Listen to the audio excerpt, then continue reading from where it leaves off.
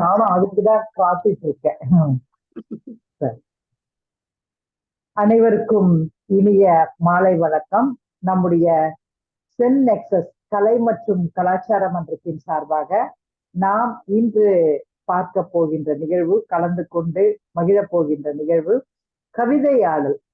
கவிதையாடல் என்பது நம்ம எல்லோருக்குள்ளேயும் அது அந்த உணர்வு வந்து விடாது. கவிதை என்பது எல்லோருக்குள்ளும் அந்த ஒரு பிரவாகம் போல வரணும். அப்படி வர விடயம் கிடையாது. சிலருக்கு பேசுவதற்கு வரும், சிலருக்கு எழுதுவதற்கு வருமே தவிர, கவிதை என்பது அது ஒரு வித்தியாசமான கோணத்தில் சிந்திக்கின்ற, ரசிக்கின்ற அந்த பக்குவப்பட்ட மனங்களுக்காக அதை சிறப்பாக வெளிப்படுத்த முடியும் என்பது என்னுடைய கருத்து. அது எவ்வளவு தமிழ் படித்திருந்தாலும் சரி, எத்தனை இலக்கியங்களை கரைத்து கொடுத்தாலும் சரி, தனிப்பட்ட மனிதர்களுடைய அது ஒரு கூடுதல் சிறப்பு என்று எடுத்துக்கொள்ளலாம். அந்த வகையில் நாம் வந்து கவிதை எழுதக்கூடிய மிகச்சிறந்த கவிஞர்களை, கவிதாயினிகளை நம்ம வந்து நம்முடைய அமைப்பில் வந்து பார்த்து கொண்டிருக்கிறோம். கடந்த 2 வாரங்களாக கவிதை சார்ந்து பல விடயங்களை நம்ம வந்து பேசினோம். இந்த வாரமும் அதே போன்று அவர்கள் எழுதிய கவிதையை படிப்பதற்கு ஆவலாக காத்து கொண்டிருக்கிறோம். அதை சார்ந்து பல விடயங்களை இங்கு பேச வந்திருக்கின்ற அனைவரையும் நம்முடைய அமைப்பின் சார்பாக வருக வருக என்று வரவேற்கிறோம். தொடர்ந்து இன்றைய நிகழ்ச்சியை வெகு சிறப்பாக ஒரு வடிவமைக்கணும் இல்லைங்களா? ஒரு நிகழ்ச்சி என்பது அது வடிவமைக்கப்படியில் தான் இருக்கிறது. அப்படியான வடிவமைப்பை கடந்த சில நாட்களில் தொடர்ந்து வெவ்வேறு விதங்களில் செய்து கொண்டு சில நாட்கள், வாரத்தில் சில நாட்கள் தொடர்ந்து நம்முடைய நிகழ்ச்சி நடைபெறுவதற்கு ஒரு தொடக்க புள்ளியாக இருந்து செயல்பட்டு தொடக்க புள்ளி எல்லாம் மைய புள்ளியும் அவங்கதான். அப்படியாக செயல்பட்டு கொண்டிருக்கின்ற நம்முடைய இந்த அமைப்பினை சார்ந்த முனைவர் கவிதா சென் அவர்களை அன்புடன் வருக வருக என்று வரவேற்கிறோம். தொடர்ந்து பங்கேற்க உள்ளவர்களையும் பார்வையாளர்களாக வர இருப்பவர்களையும் வரவேற்கிறோம். இந்த நிகழ்ச்சியை நடத்த வர இருக்கின்ற நம்முடைய கவிஞர் இதயா அவர்களையும் வரவேற்கிறோம். வாழ்த்துறை வழங்க வருவதற்காக இருக்கக்கூடிய நம்முடைய முனைவர் தமிழ்ச்செல்வி அம்மா அவர்களையும் வரவேற்கிறோம். தொடர்ந்து இந்த நிகழ்ச்சியினை சிறப்பாக எடுத்து செல்வதற்கு முன்பாக அவர்களுடைய தலைமை உரையை கேட்டு நாம் நிகழ்ச்சியை தொடர்வோம் என்று கூறி வாய்ப்பிற்கு நன்றி கூறி அமைகிறேன். அனைவருக்கும் இனிய அன்பு வணக்கம். இன்றைய நிகழ்ச்சியில கவிஞர் பெருமக்கள் இருவர் தன்னுடைய கவிதைகளை தந்துள்ளனர். அவர்களுடைய கவிதைகளை நாம் படிப்போம், ஆராய்வோம், கலந்துரையாடுவோம். பின்னர் கவிதை ஹைக்கூ கவிதை குறித்து நாம் கலந்துரையாடலை மேற்கொள்வோம். ஹைக்கூ கவிதை எப்படி எழுத வேண்டும், அதற்கு கவிஞர் அப்துல் ரஹ்மான் ஐயா எந்த விதிகளை எல்லாம் கூறியிருக்கின்றார். ஒரு சில ஹைக்கூ கவிதையை பார்த்து நாமும் இன்று சில ஹைக்கூ கவிதைகளை எழுதுவோம் என்று கூறிக்கொண்டு நம்ம அடுத்த கட்ட நிகழ்ச்சிக்கு நாம் சென்று விடுவோம். ஒரு 3 தலைப்பானது கொடுக்கப்பட்டது. காற்றே கவலைப்படாதே என்று ஒரு அற்புதமான ஒரு தலைப்பை கவிஞர் கவிக்கடல் ஏகலவேன் ஐயா அவர்கள் கொடுத்திருந்தார். வானம் பேசுகிறது என்கின்ற தலைப்பும், பூமியின் பாரம் என்கின்ற இன்னொரு தலைப்பும் கொடுக்கப்பட்டுள்ளது. இந்த தலைப்புகளிலே இருக்கக்கூடிய கவிதைகளை இன்று நாம் பார்ப்போம். அந்த கவிதைகளுக்கு அற்புதமான ஒரு பின்னூட்டங்களை பன்முக நாயகி அவர்கள் பல மொழிகளும் பேசக்கூடியவர் தான், இருந்தாலும் பன்முக நாயகி பெங்களூரை சேர்ந்த தேன்மொழி அம்மையார் அவர்கள் எடுத்துரைப்பார் என்று கூறிக்கொண்டு விடைபெறுகிறேன். மிக்க மகிழ்ச்சி தோழி, சிறப்பு.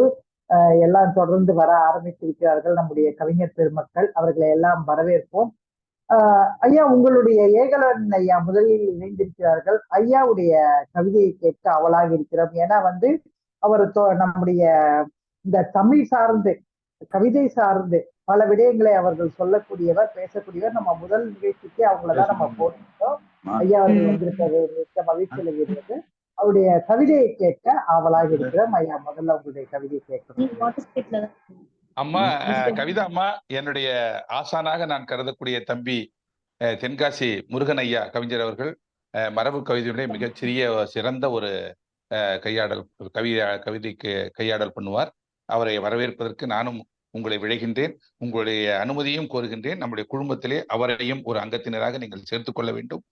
தேன்மொழி அம்மா அவர்களிடத்திலும் இந்த நடுவர் நீங்கள் இந்த பின்னூட்டத்தை அளிக்கும் போது அவருக்கும் அந்த வாய்ப்பை கொடுக்க வேண்டும் என்று நான் பணியோடு கேட்டுக்கொண்டு இந்த பேச்சை நான் துவங்கலாம் என்று இருக்கின்றேன். நிச்சயமாக ஐயா, ஐயா. இது நம்ம கவிஞர் வணக்கம். தென்காசியை சார்ந்த முருகன் வணக்கம். ஐயா அவர்களை வணக்கம் தமிழே, வணக்கம். வணக்கம் ஐயா, வணக்கம் கவிஞர் ஏகலைவன் மற்றும் நெக்ஸஸ் குழுமத்திற்கு எனது முதற்கண் கவிதை கவியாடல் உள்ள முளைத்த அனைத்து இதயங்களின் அடிநாதம் தொட்டு எனது முதற்கண் வணக்கத்தையும் அறிமுகத்தையும் செய்து கொள்கிறேன். வணக்கம் ஐயா, மிக்க மகிழ்ச்சி. சென் நெக்ஸஸ் கலை மற்றும் கலாச்சார மன்றம் உங்களை அன்புடன் வரவேற்கின்றோம். தேன்மொழி அம்மா அவர்களும் தாங்களும் இந்த நிகழ்வில் கவிதை பின்னூட்டத்தை வழங்குமாறு அன்புடன் கேட்டுக்கொள்கின்றோம். தேன்மொழி அம்மையார் அவர்கள் நெறியாளுகையில் தாங்கள் பின்னூட்டங்களை வழங்குமாறு கேட்டுக்கொள்கின்றோம் ஐயா. தங்களுடைய வருகை எங்களுக்கு மிகப்பெரிய மகிழ்ச்சியை தருகிறது. தங்களை அறிமுகப்படுத்திய கவிக்கடல் ஏகலைவன் ஐயா அவர்களுக்கு மனமார்ந்த நன்றிகளும் பாராட்டுதல்களும். நல்லதொரு நிகழ்வாக இன்று இருக்கும் என்று நம்புகின்றோம். மிக்க மகிழ்ச்சி. நல்லதொரு மாலை பொழுதிலே நம் மனதில் கவிதை தாளமிட வருகிறது. தென்மொழியம்மா தங்களிடம் ஒப்படைக்கப்படுகின்றோம். மிக்க மகிழ்ச்சி. இன்றைக்கு வர இருக்கிறார்கள் நம்முடைய தமிழ்ச்செல்வி அம்மா ஐயா அவர்கள் வருவார்கள் என்று எதிர்பார்க்கிறோம். அவர்கள் வரும் வரை நான் இருக்கிறேன். வெகு சிறப்பாக இன்றைய நிகழ்விற்கு வந்திருந்து அந்த நம்முடைய தென்காசியிலிருந்து சாரல் போல கவிதையை அளிக்கப் போகிறார் என்பதை எங்களால் உணர்ந்து கொள்ள முடிகிறது. ஏனென்றால் அவரு நம்முடைய ஏகலன் ஐயா அவர்கள் அழைக்கும் போதே தமிழே அப்படி என்று அழைத்தார்கள். நான் நினைச்சேன் அப்போ பொதிகை மலையிலிருந்து அப்படியே தமிழ் உருப்பெற்று வந்துருச்சோ தென்காசி என்ற அப்படியே எனக்கு தோன்றியது ஒரு எண்ணம். அந்த எண்ணத்தை பாருங்க எவ்வளவு இதுவா அவர் கொடுக்கிறாரு. சிறப்பாக செய்வோம் என்று. மிக்க மகிழ்ச்சி. வாருங்கள் ஐயா, நீங்களும் நம்முடைய கவிதையாடல் கலந்து கொண்டு சரியாக கவிஞர்கள் எல்லாருக்குமே அந்த பொருள் எப்பவுமே சரியா இருக்கும். அதை எப்படி அமைப்பது, அந்த ஒரு சில விடயங்கள் கொஞ்சம் இப்ப நம்ம தமிழரசி அம்மா கேட்டபடி சில சந்தேகங்கள் வரலாம். அதையெல்லாம் நம்ம முடிந்தவரை சரி செய்வோம். சரிங்க ஐயா, மிக்க மகிழ்ச்சி. நன்றி ஐயா. உங்களுடைய ஏகலைவன் ஐயா, கவிஞர் ஏகலைவன் ஐயாவுடைய கவிதையை கேட்பதற்கு ஆவலாக இருக்கிறோம். ஐயா, உங்களுடைய கவிதையின் தலைப்பை சொல்லி உங்களுடைய கவிதையை நீங்கள் பரிமாற வேண்டும். நாங்கள் அருந்துவதற்கு ஆவலாக காத்திருக்கிறோம்.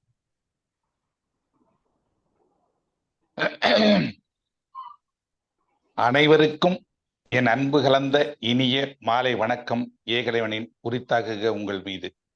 மாலை பொழுது மங்கி போகும் என்பார்கள். இங்கேயோ மிகச் சிறப்பான ஒளி பொருந்தி தீபமாக மேல் நோக்கி எரிந்து கொண்டிருக்கிறது. ஏனென்றால் கவியாடல் என்பதே கவிஞர்களுக்கு ஒரு களியாட்டம் போடக்கூடிய நிகழ்வு. கவிதை தெரிந்தவர்கள் கண்டிப்பாக ஒரு சிறு பிள்ளையாக மாறிவிடுவார்கள். நாம் இன்று கவிதை பாடப்போகிறோம் அல்லது படைக்கப் போகிறோம் அல்லது கவியாடலை எடுத்து விளக்கப் போகிறோம் ஒரு சபையிலே என்று சொல்லும் பொழுது அந்த கவிதைகளினுடைய நிகழ்வுகள் அரங்கேறப் போகின்றன. அந்த கவிதையினுடைய வார்த்தைகள் விளையாடப் போகின்றன. இன்னும் பல கவிதைகளை கேட்டு ரசிக்கப் போகின்றன நம்முடைய மனங்கள் என்று நாம் நினைக்கும் பொழுது உண்மையிலேயே ஒரு மிகப்பெரிய மகிழ்ச்சியை ஏற்படுத்தும். ஆனால் இன்று எனக்கு என்ன மகிழ்ச்சி என்றால், என்னை வழிகாட்டிய, எனக்கு உந்துதலாக எனக்கு 61 வயசு, என்னுடைய ஆசானுக்கு 48 வயசாக இருக்கும், அவ்வளவுதான் அந்த தமிழுக்கு.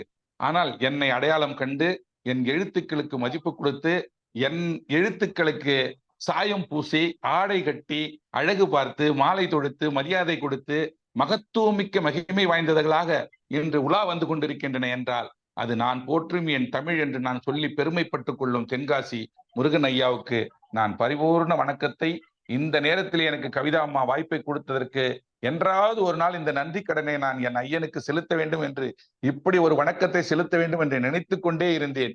அது என்னுடைய நிகழ்வாக நிஜ நிகழ்வாக இன்று நடந்து விட்டது என்பதை நான் நினைக்கும் பொழுது இந்த நாள் என்னுடைய நாளில் என்னுடைய மரணத்தின் தருவாயில் கூட நான் மறக்க முடியாத நாளாக மாற்றி தந்தமைக்கு சன்னெக்ஸ் குழுமத்தின் நடத்துனர் தலைவர் அன்பு அம்மா கவிதா அம்மா அவர்களுக்கு என்னுடைய நெஞ்சார்ந்த வணக்கங்களை தெரிவித்துக் கொண்டு, எனக்கு வாய்ப்பு கொடுத்த அந்த 3 தலைப்புகளுமே என்னை ஈர்த்து எழுத தூண்டிய அந்த நிலைக்கு நீங்கள் பேராசிரியராக இருந்து கொண்டிருக்கிறேன் என்று சொன்னது, அதுவும் மதுரையிலே இருந்தது என்று சொல்லும் பொழுது அதற்கு உண்டான மரியாதையும் மதிப்பும் உங்களிடத்திலே தகுதியும் எவ்வளவு ஆணித்தரமாக இருக்கிறது என்பதற்கு நீங்கள் கொடுத்த அந்த 3 தலைப்பும் உங்களுடைய அந்த அறிவுத்திறனின் கிரீடத்திலே முத்தாய்ப்பாக இருக்கிறது என்பதை உங்களை போற்றுகிறேன், வணங்குகிறேன். இந்த குழுமத்திலே கலந்து கொண்டிருக்கின்ற அன்பு தோழி அன்பரசி மற்றும் அம்மா தேன்மொழி உங்களுடைய பின்னூட்டங்கள் வழங்குவதற்கு நீங்கள் காத்து கொண்டிருக்கின்றன. அதைவிட நான் உங்களுடைய மரியாதை கலந்த அன்பு கலந்த அந்த வார்த்தையையும் என்னையும் ஒரு சிறுவனாக நினைத்து கொண்டு எனக்கு நீங்கள் பின்னூட்டம் வழங்குங்கள். நான் வயதுக்கு பெரியவனாக நினைக்க வேண்டாம். ஏனென்றால் நீங்கள் இதை திருத்தி கொடுக்கும் பொழுதுதான் என் வார்த்தைகளின் வசீகரம் விளையாட்டாக தோன்றும் பொழுது அவைகள் விளையாடுகின்றன. ஆகவே எந்த தவறாக இருந்தாலும் என் ஆசானுக்கும் நான் கேட்டுக்கொள்கின்றேன். தெளிவாக நீங்கள் சொன்னீர்கள் என்றால் நான் அதன் வழி நடப்பதற்கு ஏதுவாக இருந்து இடம் சார்ந்து என் கவிதையை படைக்க என்னுடைய சன்னெக்ஸ் குழுமத்தின் அத்துணை நெஞ்சங்களுக்கு முன்பாக நான் படைக்க இருக்கின்றேன். இதோ ஆரம்பிக்கின்றேன். வணக்கம், வாழ்க வளமுடன். உளுந்தூர்பேட்டை முத்தமிழ் சங்கத்திலிருந்து ஏகலைவன். வானம் பேசுகிறது. எல்லாவற்றையும் தாங்கி ஏங்கி என்னை போதி மரம் என்றான் எம் குலக்கவி பேரரசன் வைரமுத்து. அகமும் புறமும் அபூர்வ ஆனந்தங்களை தடையின்றி தந்தாலும் யாரும் என்னை என்ன வேண்டும் உனக்கு என கேட்பதில்லை. வானம் பேசுகிறது. குடையாய் விரிந்து கொடையாய் நின்று அடைமழைக்கு அங்குசமாய் வந்து ஆனந்த விழா கொடுக்கும் என்னை அழுதாலும் இடித்தாலும் கோபத்தில் எரித்தாலும் ஆன்மீகமும் அறிவியலும் ஆராயும் பொருளாகவே நான் ஆராதிக்கப்படுகின்றேன். இதுவரையில் யாரும் என் ஏக்க வான வங்கியில் பாச சொற்களை இட்டு என்னை பாராட்டியதில்லை. யாரும் என் ஏக்க வான வங்கியில் பாச சொற்களை இட்டு என்னை பாராட்டுவதில்லை. நீளமான நீல புடவைக்குள்ளே வண்ண வானவில்லும் வால்மீனும் வந்து வந்து போக வகுத்தபடி வாழ்கிறது. நீளமான நீல புடவைக்குள்ளே வண்ண வானவில்லும் வால்மீனும் வந்து வந்து போக வகுத்தபடி வாழ்கிறது. வெள்ளை மேகங்களுக்கு தாளாட்டும் தூளி நான், துளியும் என்னை சீராட்ட யாரும் இல்லை. தடையில்லா கதிர்கள் விடியலின் வாய்க்கால் வழி விரைவதால் வெப்பம் மிகும். நானோ மேகத்திட்டுக்களில் ஒரு பாகம் உதறி விடுவேன். மதிமுகத்தால் உடல் துவட்ட ஒரு பாகம் போக மீதிகளைத்தான் பூமியாளுக்கு தினமும் காலை பூசை கதிரால் அபிஷேக ஆராதனை செய்வேன். என் வேலை இதுதான். ஆனால் என்னைத்தான் யாரும் ஏறெடுப்பதில்லை. வணக்கம், நன்றி. கவிக்கடல் ஏகலைவன். வாழ்க வளமுடன்.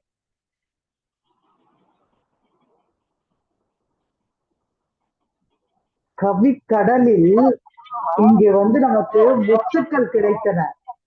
அது எவ்வளவு அழகான வார்த்தைகள், எவ்வளவு சொல்லாடல்கள், என்ன ஒரு சிறப்பு! ஐயாவுடைய சொல்லாடல் எண்ணமும் எவ்வளவு சிறப்பாக இருந்தது. அது என்னங்க ஐயா சொன்னீங்க? நீங்க எப்படி மேக இதுல எப்படி நீங்களும் ஒரு என்ன சொன்னீங்க அந்த வரி? குடையாய் விருந்து கொடையாய் நின்று அடைமழைக்கு அங்குசமாய் வந்து ஆனந்த அது முதல்ல இல்லையா? கடைசி பத்துக்கு முன்னாடி சொன்னீங்க மேகத்திட்டுக்களில் நானும்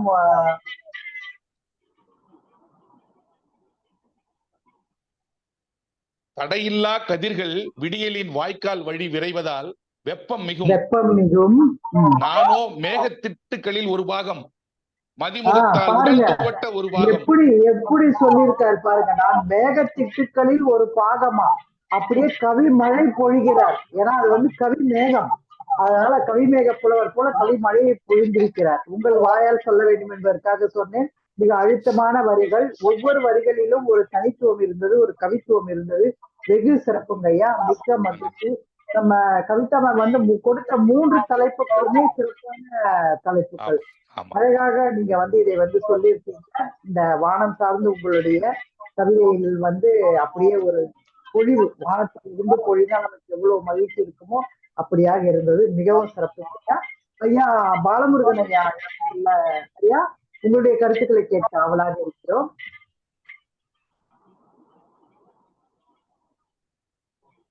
ஐயா முருகன் ஐயா. அம்மா வணக்கம்.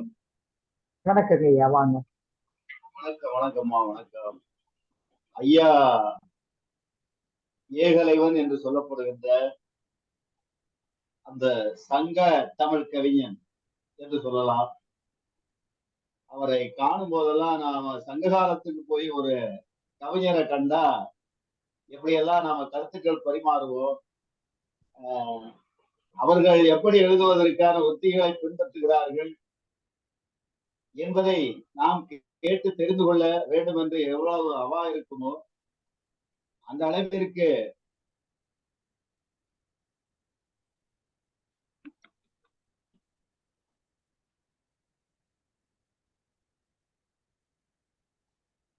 பேசுங்க. அந்த அளவிற்கு அவருடைய கவிதை நடை, எழுத்தாளர் எல்லாம் நம்ம எல்லோரையும் ஈர்க்க வண்ணம் இருக்கிறது.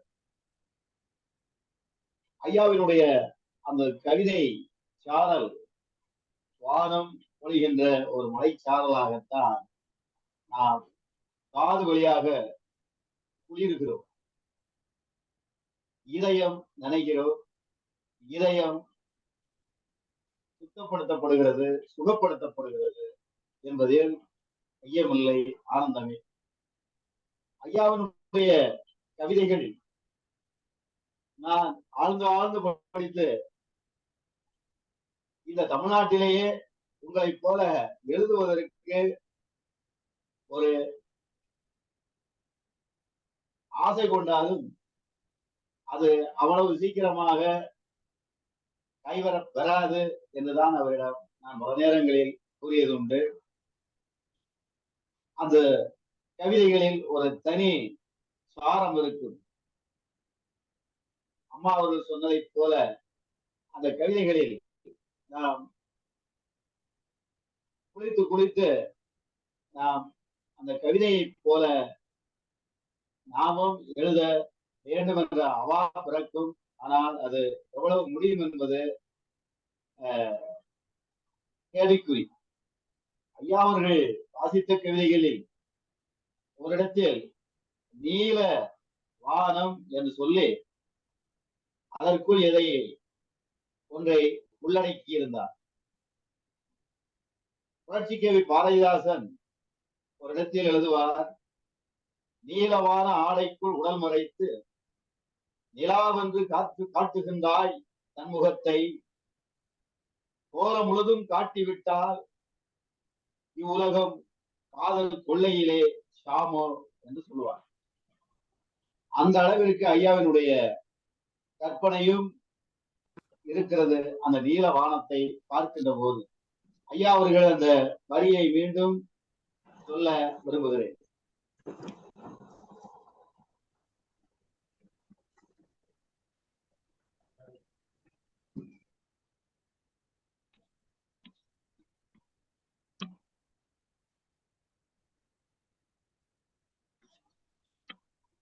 ஐயா முடிச்சிட்டீங்களா? இல்லைங்கய்யா, உங்களை அதை வாசிக்க சொன்னாரு. வாசிக்கணுமா? நீளமான நீலப்புடவைக்குள்ளே வரியை எழுதிருந்தீங்க, நீலவானம் அப்படின்னு அது வாசிக்கணுமா? அது வாசிக்கிறேன். நீளமான நீல புடவைக்குள்ளே வண்ணமான வானவில்லும் வசீகர வால்மீனும் வந்து வந்து போக காலம் வகுத்தபடி வாழ்கிறது. வெள்ளை மேகங்களை தாளாட்டும் தூளினான் நிலவும் உலவி வர என் வானத்தில் தொங்கும் பிருந்தாவனத்தில் நட்சத்திர நந்தவானத்தில் மன்னிக்கவும் நந்தவனத்தில் விளையாட்டு திடல் நான் ஆடையாகும் என்னை யாரும் அழைத்ததில்லை. இப்ப இதுக்கான தலைப்பு என்னங்க? தலைப்பு வந்து வானம் பேசுகிறது. வானம் பேசுகிறது. ஆமா. இப்ப அந்த கவிதைகள் எல்லாம் ஐயா அருமையான படிமங்களை வச்சிருக்கிறாங்க. பாத்தீங்கன்னா சங்க கவிதைகள்ல அதிகமா படிமங்கள் இடம்பெறும். அதே போல ஐயாவுடைய கவிதைகள்ல இப்படிப்பட்ட படிமங்கள் அதிகமா தொழில்கிறது. அதை கேட்டுக்கொண்டே இருக்கலாம் போது தோன்றுகிறது. பாவேந்தர் பாரதிதாசன் அவருடைய அந்த கவிதையை ஐயா நினைவுபடுத்தி விட்டார் இந்த கவிதையின் மூலம். நன்றி.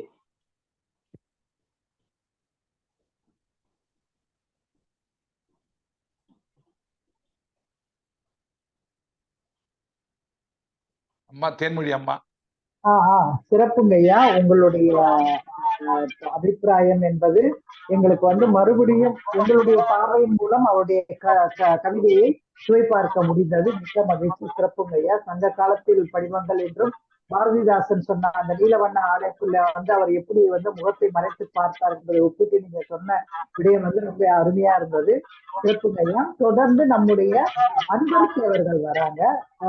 தோழி, நீங்க என்ன தலைப்புல இந்த கவிதையை எழுதிருக்கீங்க?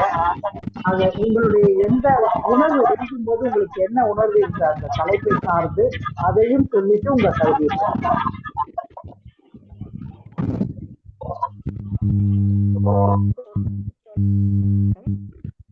இப்ப அன்னைக்கே நம்ம புதுசா கவிதை எழுதுறோம் அப்படின்னா இந்த இதையே ஐயா சொல்லியிருந்தாரு. நீங்க ஃபர்ஸ்ட் எந்த தலைப்பு அதுல கூட வேறு சொல் அதை ஃபர்ஸ்ட் பாருங்க. அப்புறம் உங்களுக்கு அந்த கவிதை நினைவு வரும். என்னதான் எழுதணும்ல எழுதி பழகுங்க. ஏதோ ஒரு இடையில ஒரு இது கேட்குது, ஒளி வேற ஏதோ மறுபடியும் ஏதோ குறுக்கல ஒளி, ஒரு ஆண் குரல் போல இருக்கு. இப்ப சொல்லுங்க அன்பரசி. அதை வச்சுதான் நான் எழுதியிருக்கேன். எனக்கு இப்ப நீங்க சொல்ற மாதிரி இந்த ஹைக்கூ கவிதை, உரைநடை கவிதை, மரபு கவிதை அந்த மாதிரிலாம் தனித்தனியா பிரிச்சு பார்க்க தெரியல. உறவினர்களுக்கு ஒரு வாழ்த்து சொல்லணும், நம்ம சார்ந்தவங்களுக்கு பிறந்த நாள், திருமண நாள் அந்த மாதிரி வாழ்த்து சொல்றதா தான் நான் இருந்தேன். சரி, அப்ப நம்ம அமைப்புல சொல்லித்தரோம் நாங்க, உங்களுக்கு எப்படி ஈஸியா அதை எப்படி நடைமுறைப்படுத்தணும்னு அதை வச்சுதான் இப்போ ஒண்ணு எழுதிருக்கோம். அன்னைக்கு அம்மா பத்தி எழுதணும், நடமாடும் அன்னைன்னு, அது நல்லா இருந்துச்சுன்னு சொன்னாங்க.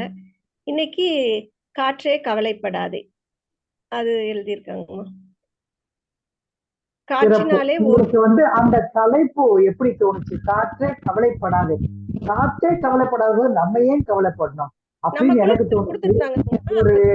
ஒரு தன்னம்பிக்கையை கொடுக்கிறபடி உங்களுடைய உணர்வு எப்படி இருந்ததா அந்த தலைப்பை ஒட்டி நீங்க எப்படி கவிதை வடிச்சிருக்கீங்க அதை சொல்லுங்க. நம்ம கவிதா சகோதரி எதுவுமே பாசிட்டிவா தான் நீங்க திங்க் பண்ணும் அப்படின்னு சொல்லுவாங்க. ஆனா இந்த தடவை காற்றே கவலைப்படுற மாதிரி தலைப்பு கொடுத்துதான் தோணுச்சு எனக்கு. எப்பயுமே எதுவும் நினைக்க கூடாது, நீங்க எப்பயும் பாசிட்டிவா எழுதுங்க. தலைப்பே இப்படி கொடுத்திருக்காங்களே, ஃபர்ஸ்ட் தலைப்புலயே நம்ம எழுதுவோம்னு எழுதுனுங்கம்மா. உங்க கவிதையை படிங்க. காற்றினால் ஓடும் காலம் நம் காலம், களைப்பிற்கு ஓய்வுண்டு, காற்றுக்கு ஓய்வு நான் கண்டதில்லை. சருகுக்குள் இசை வந்தது காற்றால், மனம் நாசியை துளைத்தது காற்றால், நோய்வாய்ப்பட்ட போது உணர்ந்தேன் காற்றே உனக்கு மதிப்பில்லையேன், உனக்கு விலை மதிப்பில்லை என்று. காற்றுக்கு காது இல்லை, ஆனால் ஓசைகள் பற்பல. உணவின்றி சில நாள் வாழலாம், நீரின்றி சில நாள் வாழலாம், காற்றின்றி உயிர் வாழவே முடியாது பூமியில். புயலே, உன்னை வழி அனுப்ப முடியாததால் வலியுடன் நாங்கள், காற்றை நாங்கள் மாசுபடுத்தியதால் தானோ காற்று அனலாய் புயலாய் பனியாய் வீசுகிறது. காற்றே கவலைப்படாதே, எங்களால் முடிந்த அளவு உன்னை மாசுபடாமல் காக்கிறோம். மனிதன் மன்னிக்கலாமே, எங்களுக்கு நீ வேண்டும் என்றுமே தென்றலாய். நன்றிம்மா. சிறப்பு சிறப்பு. அதாவது ரொம்ப அழகா காத்தை வைத்து ஒரு கருத்தை வந்து சமூகத்துக்கு தேவையான கருத்தை வந்து சொல்லியிருக்காங்க. ஒரு அழகான ஒரு கவித்துவமான ஒரு வரின்னு சொன்னா எல்லா வரியை விட அந்த சருகு வந்து காற்றால வந்து இசையாச்சுன்னு சொல்றீங்க பாத்தீங்களா? என்ன ஒரு சிந்தனை அது. அப்படியே அந்த சருகு சரச்சரன்னு அது சொல்லும் போது அது ஒரு இசை போல அது உங்களுக்கு வந்து கேட்டிருக்கு. எங்களுக்கும் அது நீங்க சொல்லும் போது புரியுது. ரொம்ப அழகான வரி. அது மாத்திரம் இல்லாம அந்த கோவிட சொல்லியிருக்கீங்க, எல்லா ஆக்சிஜனுக்கு ஆக காத்து காத்து காத்துன்னு அலைந்த ஒரு காலகட்டத்தையே நீங்க உங்க கவிதையில பதிவு செய்திருக்கீங்க. அதுக்கப்புறம் வந்து நாங்க செய்யற அந்த அசுத்தத்தாலதான் நீ வந்து புயலாயிட்டியோ இதுவாயிட்டியோ அப்படின்றது உண்மைதானே. எவ்வளவு நாள் தான் பொறுத்துட்டு இருக்க முடியும்? அந்த பூமி உண்டான காலத்தில் இருந்து இந்த மாந்தர்கள் செய்கின்ற அத்தனை இதையும் பொறுத்து கொண்டு அது தன்னைத்தானே அந்த இயற்கை சார்ந்து பிராணவாயும் கரிமலவாயும் அப்படியே சுத்தப்படுத்தி அவங்களுக்கே முடியல போல இருக்கு. அதான் அப்படி ஒரு உருவெடுத்து இப்படியா வர்றாங்க. ரொம்ப அருமையான சிந்தனை, கருத்து, ஆழமான கருத்து, வெகு அழகாக எழுதியிருக்கீங்க. நீங்க உண்மையிலே ஒரு நல்ல ஒரு கவிஞர் என்பதை. எத்தனை கவிதைகள் எழுதியிருக்கீங்க அன்பரசி இது வரலையும்? 2 தாங்க, போன வாரம் 1, இந்த வாரம் 1. அதுக்கு முன்னாடி அதுக்குதான் கேக்குறேன். இப்பதான் ஏன்னா நீங்க சொல்லும் போதே இப்பதான் அதை சொல்லும் போது பார்க்கும் இப்ப சமீபத்துல தான் தொடங்கிங்க போல இருக்கு. ஆனா அதை சொல்ற ஒரு தெளிவு உங்களுக்கு வந்து ரொம்ப நல்லா வந்திருக்கு. எப்படி சொல்லணும்ன்றது அந்த தெளிவு உங்களுக்கு நல்லா இருக்கு. அதனால திருமண நாள்லாம் இப்படி இருந்தாங்க. பொண்ணுங்க பசங்க அவங்கள வச்சு அந்த மாதிரி எழுதிட்டு தான் இருந்தேன் அப்பப்ப. எல்லாம் நல்லா இருக்கு நல்லா இருக்குன்னு சொல்ல உடனே இவங்க நாங்க வாங்க வாங்கன்னு ஓடியாந்துட்டேன். சிறப்பு சிறப்பு. தொடர்ந்து எழுதணும், பெரிய ஒரு கவிஞராக உருவெடுக்கணும் நீங்க என்று சொல்லி வாழ்த்து சொல்றேன். நீங்க வேற எழுதுறீங்களா? ஏன்னா ஏகாலயன் சார் வந்து 3 கவிதை எழுதிட்டாரு. அவர் கவிக்கடல். நீங்க ஒரு புக்கே கொடுத்துருவாரு. நீங்களும் அது போல வரணும்னு நான் உங்க எல்லாத்தையும் நான் வந்து நிச்சயமா நீங்க தான் பெரியவங்க. நான் ஒண்ணுமே இல்ல, ஏதோ புஸ்தகத்தை டோன்லோ வச்சுட்டு உட்கார்ந்து இருக்கிறதுனால அப்பப்ப ஐயா எனக்கு வந்து ஊக்கம் கொடுப்பாரு. கவிதா அம்மா வந்து எழுதுங்க ஐயா அப்படின்னு சொல்லி மாதிரி ஒரு ஊக்கத்தை கொடுப்பாங்க. அது ஒரு பொறுப்பு மாதிரி எடுத்துக்கிறதுனால தான். ஆனா அன்பரசி அம்மா நீங்க முயற்சி பண்றதுக்கு பாருங்க, அது வந்து எல்லாத்தையும் விட மிக உயர்ந்த ஒரு நிலைப்பாடு. அப்படியே மனசுல வச்சுக்கிட்டு எழுதுறதுங்கிறது ஒரு பெரிய விஷயம் கிடையாது. ஆனா அந்த முயற்சியில எழுதுறீங்க பாருங்க. அந்த காற்றே கவலைப்படாதேங்கிற தலைப்பே வந்து நான் தான் கொடுத்தேன் அம்மாவுக்கு. ஆனா நான் வந்து சொல்லிட்டேன், 3த்துக்கும் நான் எழுதினாலும் என் குழுமத்துல என் தலைவியும் என்னுடைய நடத்துனரும் என்ன நெறியாளரும் என்ன கொடுக்குறாங்களோ அதை தான் நான் முதல்ல எழுதுவேன். என்னுடைய படைப்பை நான் பின்னாடி எழுதுவேன். ஆனா நான் நினைச்சே பார்க்கல அன்பரசி அம்மா நீங்க வந்து அந்த கவிதையை தலைப்பை எடுத்து எழுதுவீங்கன்னு. நான் பின்னூட்டம் இனிமே கொடுக்க கூடாது. அம்மா தேன்மொழி அம்மா மிக அழகாக கொடுத்தாங்க. இதுக்கப்புறம் என்ன கவிதா அம்மா இருக்காங்க, அவங்க சொல்லட்டும். சிறப்பா இருந்தது. என்னை பொறுத்த வரைக்கும் நீங்க சரியா கரெக்டான முறையில் இன்னும் வந்துருவீங்க. அதை வர வச்சிருவோம், நீங்க கவலைப்படாது. மிகவும் சிறப்பு, அழகாக சொன்னாங்க நம்முடைய கவிக்கடல் அவர்களும். மகிழ்ச்சி தோழி, நீங்க தொடர்ந்து எழுதுவீங்க தோழி, எழுதணும் என்று சொல்லி ஒரு அன்பு கட்டளையிட்டு உங்களுடைய கவிதையை வந்து நம்முடைய முருகனையை பார்க்கறாங்க அப்படின்னு சொல்லிட்டு அவர்கிட்ட சொல்றோம். தொடர்ந்து நம்முடைய கவிதா அம்மா இந்த நிகழ்ச்சி எடுத்து சொல்வார்கள் என்று கூறி நான் உங்களிடம் இருந்து விடைபெறுகிறேன். நன்றி. கோயிலுக்கு போகணும். சரிம்மா, நன்றி அம்மா. சரி, மியூட்ல இருக்கீங்க கவிஞர். முருகனையா மியூட்ல இருக்கீங்க. மைக் ஆன் பண்ணுங்க.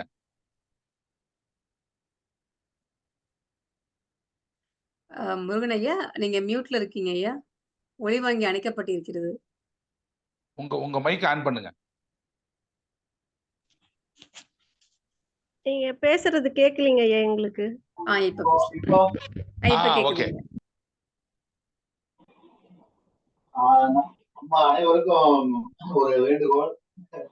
நான் இப்போதான் அந்த சிஓ மீட்டிங் போயிட்டு பார்த்தா வந்தேன். பள்ளிக்கல்வித்துறையில போன சிஓ மீட்டிங் டோட்டலி இது அனலைஸ் பண்ணி ஒரு மீட்டிங் போட்டாங்க. போயிட்டு வந்து பார்த்தா அந்த ஸ்பீக்கர் செட் அதெல்லாம் செட் பண்ணேன். இப்ப அம்மா கவிதை வாசிக்கிட்டு இருக்கும் போது நான் அந்த ஸ்பீக்கரை கொஞ்சம் செட் பண்ண வேண்டியதாயிடுச்சு. எனக்காக மீண்டும் அந்த கவிதையை கொஞ்சம் அந்த அம்மா பேசணும். அன்பரசி அம்மா சொல்றேன், பேசுங்க. காற்று தென்காசி முருகன் ஐயா கேக்குறாரு பாரு.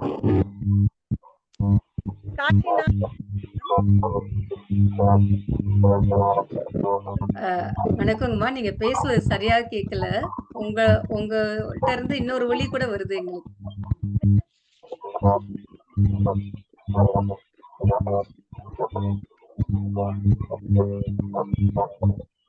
இன்னும் கொஞ்சம் சரியில்லைங்க. நல்ல ஒரு இடமா பார்த்து அமருங்க. சவுண்ட் ஒண்ணு வருது. அதற்குள்ள ஐயாவுக்கு வந்து அந்த கவிதை நான் சாட் பாக்ஸ்ல போட்டிருக்கேங்க, நீங்களும் பார்க்கலாம். நானும் ஒரு வாட்டி இப்ப கேக்குதுங்கம்மா, படிங்க. காற்றே கவலைப்படாதே, காற்றினால் மூடும் காலம் நம் காலம். காற்றுக்கு ஓய்வுண்டு, காற்றுக்கு ஓய்வு நான் கண்டதில்லை. கருதுக்குள் இசை வந்தது காற்றால், மனம் நாசியை குலைத்தது காற்றால். நோய்வாய்ப்பட்ட போது உணர்ந்தேன் காற்றே உனக்கு விலை மதிப்பில்லை என்று. காற்றுக்கு காதுகள் இல்லை, ஆனால் ஓசைகள் பற்பல. உணவு இன்றி சில நாள் வாழலாம், நீரின்றி சில நாள் வாழலாம், காற்றின்றி உயிர் வாழவே முடியாது. புயலே, உன்னை வழி அனுப்ப முடியாததால் வழியுடன் நாங்கள்.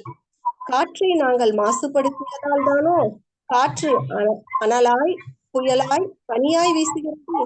காற்றே, கவலைப்படாதே, எங்களால் முடிந்த அளவு மாசுபடாமல் காக்கிறோம். மனிதன் தானே, மன்னிக்கலாமே. அருமையான வரி. நீ வேண்டும் என்றுமே வென்றவாய். அருமை அருமை. காற்று பற்றி அம்மா எழுதிய கவிதை அருமையான ஒரு கருத்து படிவமா இருக்குது. அம்மாவுடைய இந்த காற்று கவிதை பாரதியாரினுடைய கவிதையை பிரதிபலிக்கும். காற்றை பற்றி பாரதியார் சொல்கிற போது, காற்றே நின்று நிதானமாக வீசு, வீசாமலும் இருந்து விடாதே, அதிகமாகவும் வீசி விடாதே என்று காற்றிடம் கோரிக்கை. நின்று நிதானமாக நீ வீசினால்தான் நீ எங்களுக்கு வழிபடும் தெய்வமாக நீ விளங்குவாய் என்று அதையிடம் தன்னுடைய விருப்பத்தை வைத்து, அப்படி நீ நின்று நிதானமாக வீசினால் உன்னை நாங்கள் வணங்குவோம், வாழ்த்துவோம், போற்றுவோம் என்றார். ஆக இந்த முதல் ஒரு தீபம் என்று அங்கே குறியீடு செய்கிறார் பாரதியார். ஒரு தீபம் எரிவதற்கு காற்று மெல்ல வீச வேண்டியிருக்கிறது. அப்படி தீபம் எரிகிற இடத்தில் காற்று தன்னுடைய வேகத்தை அதிகரித்துக் கொண்டால் அந்த தீபம் எரியாது. அதை போல அந்த தீபம் எரிவதற்கு காற்றும் தேவைப்படுகிறது. ஆக இந்த உடலும் அப்படிப்பட்டதுதான், இந்த உயிரும் அப்படிப்பட்டதுதான். நீ எங்களை வாழ வைக்க வேண்டும் என்று சொன்னால், எங்களை தீபமாக நின்று நீ ஒளிவிட செய்ய வேண்டும் என்று சொன்னால், நீ நின்று நிதானமாக வீசு என்று அந்த கவிதையில் சொல்லியிருப்பார். அதை போலதான் அம்மாவும் பாரதியாருடைய சிந்தனையில் அழகாக சிந்தித்திருக்கிறார். அந்த காற்றை நாம் தீண்டுவதால் அதை நம்மை பதிலுக்கு தீண்டுகிறது, நம்மை தண்டனை செய்கிறது, நமக்கு தண்டனை வழங்குகிறது. அதற்கு உருவம் இல்லை, அதற்கு வாய் இல்லை, அதற்கு காது இல்லை, கண்கள் இல்லை என்றெல்லாம் மறைமுகமாக அவர்கள் சொல்லி பதிலுக்கு அந்த காற்று நம்மை புயலாக தாக்குகிறது, அந்த காற்றை மாசுபடுத்துவதனால் என்று சொல்வதன் மூலம் காற்றை நாம் புனிதப்படுத்த வேண்டும், சுற்றுச்சூழலை நாம் பேண வேண்டும் என்ற ஒரு சமூக நோக்குடைய நல்ல சிந்தனையை இந்த கவிதையில் அம்மா அவர்கள் பதிவு செய்திருப்பது பாராட்டுக்குரியது. அவர்களை நான் வாழ்த்துகிறேன். முதல் கவிதையிலே அம்மா நல்ல ஆழ்ந்த உரத்த சிந்தனையை கவிதையில் வைத்திருக்கிறார் என்பதை நினைத்து நான் பெருமிதப்பட்டு இந்த குழுவிற்கும் இந்த குடும்பத்திற்கும் அவருடைய கவிதையை நான் மிக பிரமாண்டமாக பறைசாற்றுகிறேன். மிக்க மகிழ்ச்சி ஐயா. அற்புதமான ஒரு எடுத்துரைப்பு, பின்னூட்டம். அவர்கள் எழுதிய கவிதையை இவ்வளவு ஆழமாக கேட்டு தங்களுடைய கருத்துக்களை கூறியிருக்கிறீர்கள். மிக்க மகிழ்ச்சி. அன்பரசி அம்மையாருடைய கவிதைக்கு வருவதற்கு முன்னாடி கவிக்கடல் ஏகலவேன் ஐயாவுடைய கவிதையை பார்க்கும் பொழுது எனக்கு தொல்காப்பியம் தான் நினைவு கூறுகிறது. ஏனெனில் அதாவது அனைவருமே தொல்காப்பியர் வந்துதான் 5 பூதங்களை பற்றி அவர் குறிப்பிடுகிறார். அதற்கு இப்ப எல்லாம் பாத்தீங்கன்னா ஸ்டீஃபன் ஹாக்கிங் முன்னாடி வரைக்கும் 4 தான் வெளிநாட்டவர்லாம் சொல்லிட்டே இருந்தாங்க. அந்த ஆகாயத்தை, வானத்தை வந்து சொல்லவே மாட்டாங்க. நிலம் இருக்கு, நீர் இருக்கு, நெருப்பு இருக்கு, காற்று இருக்குன்னு வாங்களே தவிர ஆகாயத்தை அவர்கள் விட்டுட்டாங்க. நிறைய பாத்தீங்கன்னா 4 எலிமெண்ட்ஸ் தான் சொல்லுவாங்க. ஆனா நம்மளுடைய தொல்காப்பியர் வந்து அந்த காலத்திலே ஆகாயத்தையும் சேர்த்து இந்த 5ம் கலந்த உலகம் மயக்கம் தான் உலகம் அப்படின்ட்டு அற்புதமா எடுத்து சொல்லியிருப்பார்.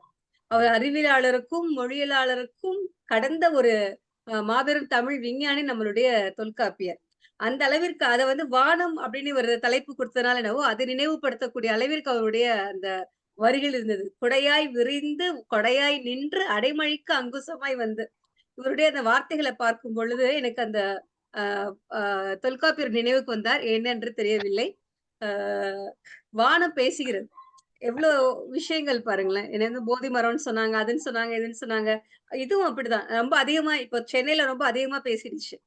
அதிகமா பேசிட்டதுனால மக்கள்லாம் புலம்ப ஆரம்பிச்சுட்டாங்க. பேசவே இல்லையேன்னு ஏக்கமா இருக்கும். பேசிக்கிட்டே இருந்தா போர் அடிக்கும் இல்லையா? அந்த 2மே வந்து ரொம்ப கஷ்டம். ஆனா சென்னை மக்கள் வந்து இப்படிதான் அவதிப்பட்டுட்டு இருந்தாங்க. வானம் அதிகமாக பேசிவிட்டதே அப்படின்ட்டு. இந்த மழை எப்படி பொழியும் அப்படின்றதுக்கு நம்ம சின்ன வயசுல வந்து ஒரு இதெல்லாம் போட்டு குடுப்பாங்க. மேகமானது கடலுக்கு போகுமா? கடல்ல இருந்து நீரை எடுக்குமா? அப்புறம் மீண்டும் வானத்துக்கு வருமா? இந்த மேகங்கள் ஒன்றோடு உரசிக் கொள்ளுமா? பின்பு அங்கிருந்து மழையாக பொழியுமா? அப்படின்னுவாங்க. அதே மாதிரி கவிக்கடல் பாத்தீங்களா? ஏகலைவண்ணன் கவிக்கடல். அவர் தான் கடல்லயே இருக்காரு. பெயர்லயே கடலாக இருக்கிறது. அவருடைய அடைமொழியிலேயே. அதனால அங்கு சென்று நீரை முகுந்து வானத்திலிருந்து மழையாக பொழிந்திருக்கின்றார். கவிதை மழை பொழிந்திருக்கின்றார். அப்படி ஒரு கவிதையாக அது இருக்கிறது. உண்மையில் வானம் பேசுகிறது என்று கூறி நம் அனைவரையும் பேச வைத்திருக்கின்றார். அற்புதமான ஒரு கவிதை. மிக்க மகிழ்ச்சி. இன்று காலை தான் கொடுத்தோம் அந்த தலைப்பு. அதற்குள்ளதாக எழுதி ஒரு அற்புதமான ஒரு விஷயத்தை இருவருமே சாதித்திருக்கிறார்கள். அன்பரசி அம்மையாரை வந்து சொல்லும் பொழுது எனக்கு ஆச்சரியமாக இருக்கிறது. என்னடா 2வது கவிதைங்கிறாங்களே! இவ்ளோ ஒரு ஆழமான, ஒரு நுணுக்கமான ஒரு விஷயத்தை எப்படி 2வது கவிதையிலே கூற முடியும்? இன்னொன்னு கூட அவங்க மனசுல ஓடிட்டு இருக்கும். கவிதை எழுத வாங்கன்னு சொல்லி கவிதை எழுத தான் சொல்றாங்களே சொல்லிய, இந்த முதல் கிளாஸ்ல மட்டும் தான் எப்படி எழுதுறதுன்னு சொல்லிக் குடுத்தாங்க. இந்த 2வது, 3வது வகுப்புல சொல்லியே தரலையே! அப்படின்ற மாரி எண்ணம் தோணும். எப்போதுமே மீன் கொடுக்கிறதை விட மீன் பிடிக்க கற்றுக் கொடுக்கணும்னு சொல்லுவாங்க. அது மாதிரி தான். இப்ப நீங்களா எழுதுறீங்க பார்த்தீங்களா? கவிதை என்பது ஒரு உணர்ச்சியின் பிரவாகம். உங்கள் உள்ளத்திலே தோன்றக்கூடிய அந்த உணர்ச்சிகளை, உணர்வுகளை நீங்க எப்படி வெளிப்படுத்துறீங்கன்றது தான் விஷயம். இப்போ வந்து கண்டிப்பா. உங்களுக்கு நீங்க "காற்றே கவலைப்படாதேன்ற" தலைப்ப எடுத்திருக்கீங்க. அது என்ன நெகட்டிவா இருக்கே அப்படின்னு யோசிச்சாலும் கூட நீங்க அத பாசிட்டிவா மாத்திருக்கீங்க இல்லையா? இதுலயே நீங்க ஜெயிச்சுட்டீங்க நம்பர் 1. 2வது விஷயம், அதுல எதுலயுமே நீங்க நெகட்டிவா குடுக்கல. தலைப்பு இருந்தாலுமே, நீங்க எல்லாமே பாசிட்டிவாவே குடுத்திருக்கீங்க நம்பர் 2. நம்பர் 3 என்னன்னு பார்த்தீங்கன்னா, ஒரு கவிதை எழுதணும், இல்ல ஒரு சிறுகதை எழுதணும், எதுவாக இருந்தாலும் அந்த தலைப்ப வந்து உள்வாங்கிட்டு, இது உடைய மையம் என்ன? அந்த கோர் பாயிண்ட் என்ன? அப்படின்னு பார்க்கணும். இப்ப காற்றுக்கான கோர் பாயிண்ட்டே என்ன? எ எத் எது இல்லாம நம்ம வாழ்ந்துற முடியும். ஆனா காற்று இல்லாம வாழவே முடியாது. கொஞ்ச நேரம் கூட முடியாது. நம்ம வாழ முடியாது. இல்லைங்களா? நம்ம இந்த சொல்லுவாங்க. அ இது வந்து என்னுடைய ஹைக்கூ வகுப்புல எழுதப்பட்ட ஒரு கவிதை. அதுல வந்து கேட்பாங்க. உலகத்திலேயே வந்து நறுமணமான பொருள் எது? அப்டின்ட்டு. உலகிலேயே சிறந்த நறுமணப் பொருள் 3வது வரியில தான் ஹைக்கூடைய ஸ்பெஷாலிட்டியே இருக்கும். ஆன்ஸரே இருக்கும். உயிர் அப்டின்ட்டு. எவ்ளோ வாசன திரவியங்கள் இருக்கட்டுமே! அதெல்லாம் விட சிறந்ததான ஒரு வாசன திரவியம் எதுன்னு பார்த்தீங்கன்னா, உயிர் தான். உயிர் நம்மளுடைய உடலை விட்டு போயிடுச்சு அப்டின்னா, நம்மள்ட்ட வரக்கூடிய துர்நாற்றத்த எத்தன ஸ்ப்ரே கொண்டு அடிச்சாலும் அதற்கு இது பண்ண முடியாது. நம்ம எந்த விதமான வாசன திரவியமும் இல்லாம, உயிர் நம்மளுடைய உடம்புல இருக்கிறப்பயே, ஒரு அற்புதமான ஒரு விஷயம் இருக்கு இல்லைங்களா? அது இந்த உயிர் அப்படின்ற ஒரு தலைப்புல என்னை எழுத சொன்ன ஹைக்கூ கவிதைக்கு நான் இப்படி எழுதின ஒரு விஷயம் எனக்கு இப்பொழுது நினைவுக்குரியது. காரணம் என்னன்னா, இந்த கோர் பாயிண்ட்ட நீங்க புடிச்சிருக்கீங்க. காற்று. என்ன ஒரு விஷயம்? அதுதான் வந்து ரொம்ப முக்கியம் உயிரோட வாழ்றதுக்கு. அத நீங்க அற்புதமா சொல்லியிருக்கீங்க. ஆனா, அந்த காற்ற மாசுபடுத்துறதுனால வரக்கூடிய விளைவுகள் வந்து ரொம்ப கொடுமையா இருக்கு. ஓசோன் மண்டலத்துல இது இருக்கு, அது இருக்குலாம் சொல்றாங்களே, அந்த அதையும் நீங்க அற்புதமா நீங்க எடுத்து சொல்லியிருக்கீங்க. சரி மாசுபடுத்திட்டோம். என்ன பண்றது? நாங்க மனுஷங்க தானே. தவறு செய்வது மனித இயல்பு தானே. அப்படின்றத 3வது பாயிண்ட்டா கொண்டு வந்து, அது நாங்க மனுஷங்க தானே. கொஞ்சம் எங்கள மன்னிச்சுடுங்க. அப்படின்ட்டு அதுக்கு ஒரு பாவ மன்னிப்பும், ஒரு பொதுவா மக்களுக்காக நீங்க கேட்டு, நீ தென்றலா வந்தா ரொம்ப சந்தோஷமா இருப்ப. அப்படின்னு எப்படி இருக்க வேண்டும் அப்படின்றதையும் நீங்க வந்து ஒரு அ பாரதியார் தான் பராசக்திக்கு கட்டளையிடுவார். அது மாரி நீங்க வந்து ஒரு வேண்டுகோளாக அதையும் விட்டு சென்றிருக்கீங்க. உண்மையாலுமே வந்து ஒரு கவிதைக்கான அழகு அதுதான். இந்த கவிதையின் உயிர் ஓட்டம் இருக்க வேண்டும். அந்த கவிதை எதற்காக எழுதப்பட கூறியது என்கின்ற அந்த உணர்வானது வெளிப்பட வேண்டும். அது அற்புதமாக வெளிப்பட்டிருக்கம்மா. நிச்சயமாக உங்களுக்குள்ளரே அந்த கவிதை இருக்கிறது. உங்கள் உள்ளத்து கண்டிப்பா. உள்ளது கவிதை. இன்ப உருவெடுத்து வந்து இருக்கின்றது. அதனால அற்புதமான ஒரு கவிதை நீங்கள் கொடுத்திருக்கிறீர்கள். மிக்க மகிழ்ச்சி அம்மா.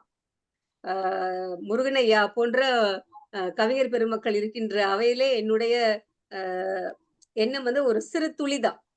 வானம் பேசக்கூடிய ஒரு சிறு துளியாகத்தான் நான் இங்கே பேசுகிறேன், சிறு தென்றலாக. வணக்கம் ஐயா. வாசுதேவன் சகோதரர் ஏதோ கவிதை படிப்பாருங்கம்மா. வாசுதேவன் சகோதரர் எப்பொழுதுமே தலைப்பு இல்லையே, அவருடைய நான் பார்த்தேன், அவருடைய குழுவுல போட்டிருக்காரு. அவருடைய ஏற்கனவே இருக்கக்கூடிய கவிதையை வந்து அவர் எழுதியிருக்காரு, போட்டிருக்காரு.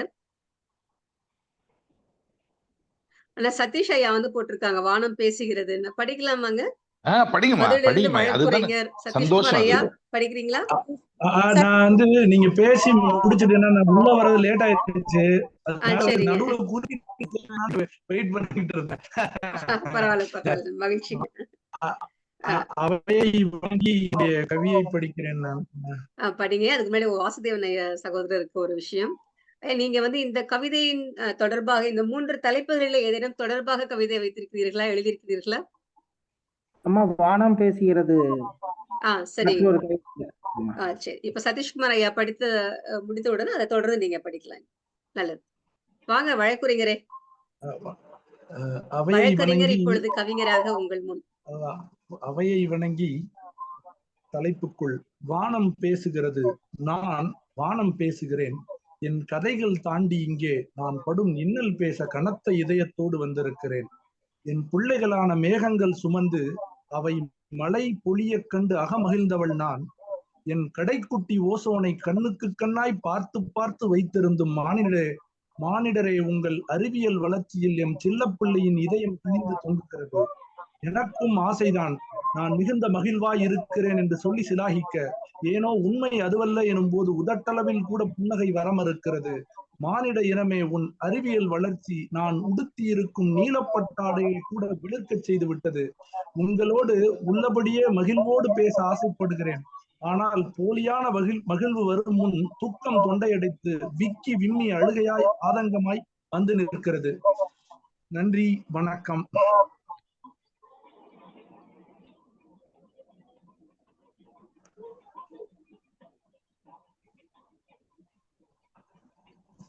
கவிஞர் முருகன் ஐயா, அவரு கவிதைக்கு நீங்க சொல்லுங்க. ஐயாவினுடைய கவிதைகள் ஆழ்ந்த சிந்தனை வாய்ந்தது. மீண்டும் ஒரு முறை ஐயாவுடைய கவிதையை கேட்கலாம் போலே தோன்றுகிறது. இன்னொரு தடவை வாசிக்க சொல்றாரு. வாசிச்சிடறேன்.